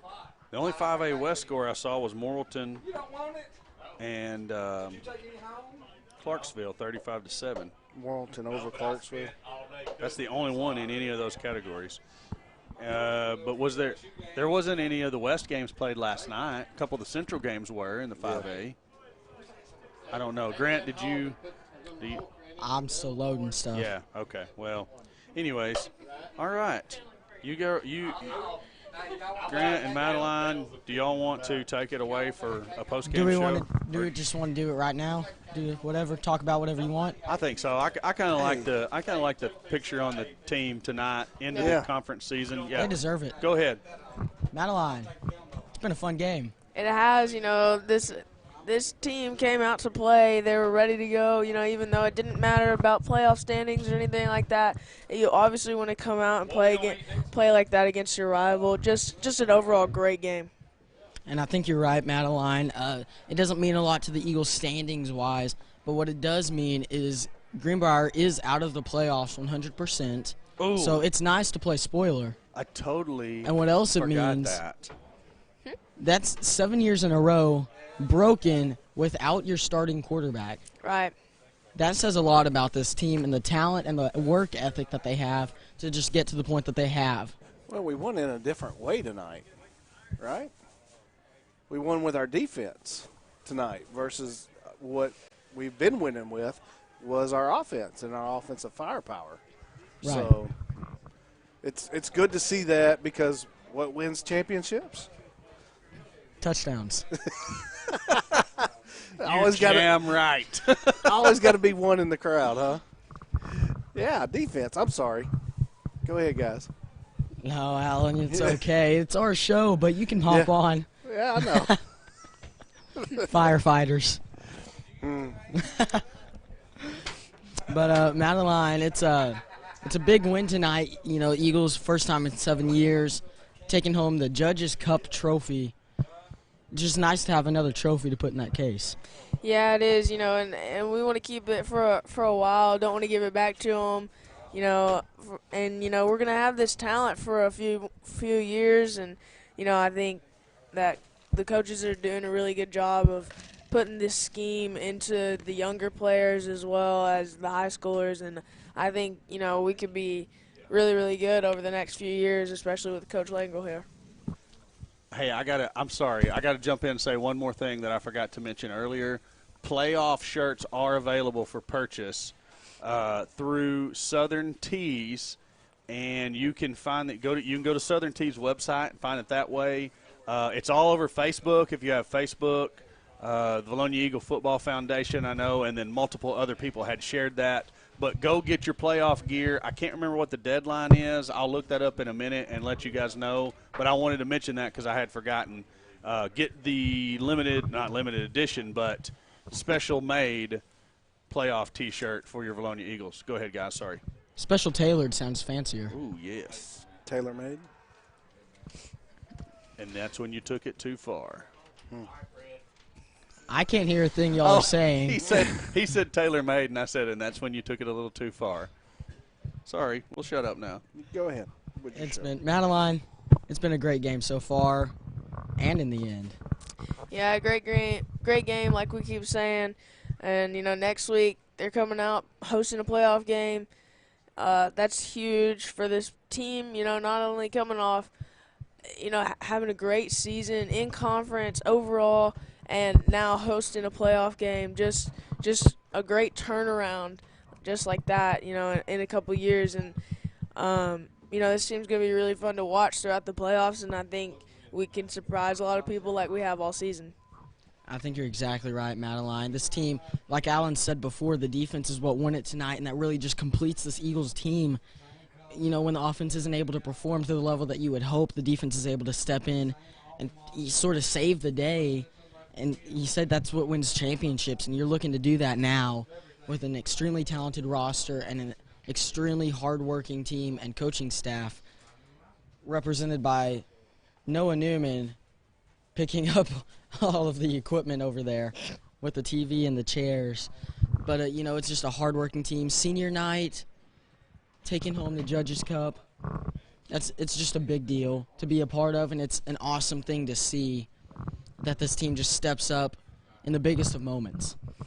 Yeah, you know, a lot of emotions going on tonight, and you know, I'm really glad for these guys to come out and take this win, and it's, you know, huge for this momentum and confidence going into the playoff game, and hopefully we'll get out, you know, first round and then take it one game at a time and try to make a long run. I know these guys want a state championship, and I know these coaches want a state championship, and it's definitely accomplishable.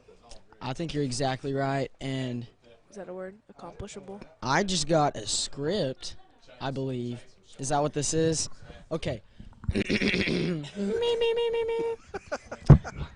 So the Vilonia Eagle Football Foundation has posted on Facebook, I believe is what I'm looking at, that playoff apparel, short sleeve tees, long sleeve tees, and hoodies are now available to purchase online. Order now. The store closes on Tuesday, 11/12. I believe that means November 12th at midnight. All apparel will be available for pickup on Thursday from 3 p.m. to 6 p.m. at the Field House. $5 off every item purchased will be donated to VEFF, which stands for VEF. Vilonia Eagle Football Foundation. Thank you, Madeline. I thought that was hilarious, and no one laughed. VEFF, that spells VEF. There goes my career as a stand-up comic. And it says click the link below to order now, but I don't believe you can do that if you're listening at home. Don't click your TV screen, no. Well, you can. Yeah. Yeah. If you got can. a touch screen. I mean, don't let us stop you if that's really what you want. Yes, but do it with your nose if you choose to click your TV screen. Oh, absolutely. What other way is there? None. Exactly. But, you know, we talked about just the completion of this team. And are you pointing to the pictures or to Noah Newman? Oh, the pictures. Everybody's taking pictures with the Judges Cup. But, yeah. That's an awesome thing. That's the offensive line right there. Those guys play a big part in our success offensively, passing game, running game. Those guys have played amazing all season and have gotten better every game. And you're right, Madeline. And as I was going to say before the script was handed to me, this win really solidifies Vilonia's spot as one of the top teams in the 5A, you know, as a whole. So that's really an exciting thing to see when you're down a starting quarterback. You've got a receiver taking the snaps. You throw the ball once, drop back twice, and you still score, 28 points in the game and allow 10. Yeah. That just shows what kind of team this is and what they can work through. After week 1, do you think we would have? I mean, did we really think we was going to be in this position right here? There's no need to ask the tough questions, Alan. Hey, I just want to point out that the preseason rankings, I picked us to be a 2 seed. He did. Everyone else laughed at me, and I picked us to be a 2 seed. We did laugh at you. And I picked Clarksville to win a conference game. He did. Did it happen? Yeah. Yes. Oh, what did They beat beat Huntsville like 63-13. I mean, is that really like winning a conference You laughed game? at me for that, too. I know, I did. You laughed at me for that. I just want to make it known. Hey, listen. I'm the brains of the group. But listen, here's the deal. We own it. We did laugh at you. You were right. I'll give you credit. Good job, buddy. That was not a birthday buddy move. What's that, laughing at you? Yeah. That was before we knew we were birthday buddies, though. I'll give you that. You see? Okay. Right. You should have known. Telepathy, yes. Yep. But as for right now, we're done for tonight. We will see you next week in the playoffs at home. Bonus football. Free football. Not really not free. Yeah. $6. Yeah, it's still money. Expensive. Even expensiver. I like it. But I'm saying football you didn't plan to play at the start of the season. I mean, Correct. you might have planned it, but it wasn't I planned given. it. Yeah. Hey, you But, got to plan for it every year. From Do your Madeline thing. Tipton, Corey Erie, Alan Wade, and Ben Duff, I'm Grant McNew signing off. We'll see you next week with some playoff action. Adios. Peace out.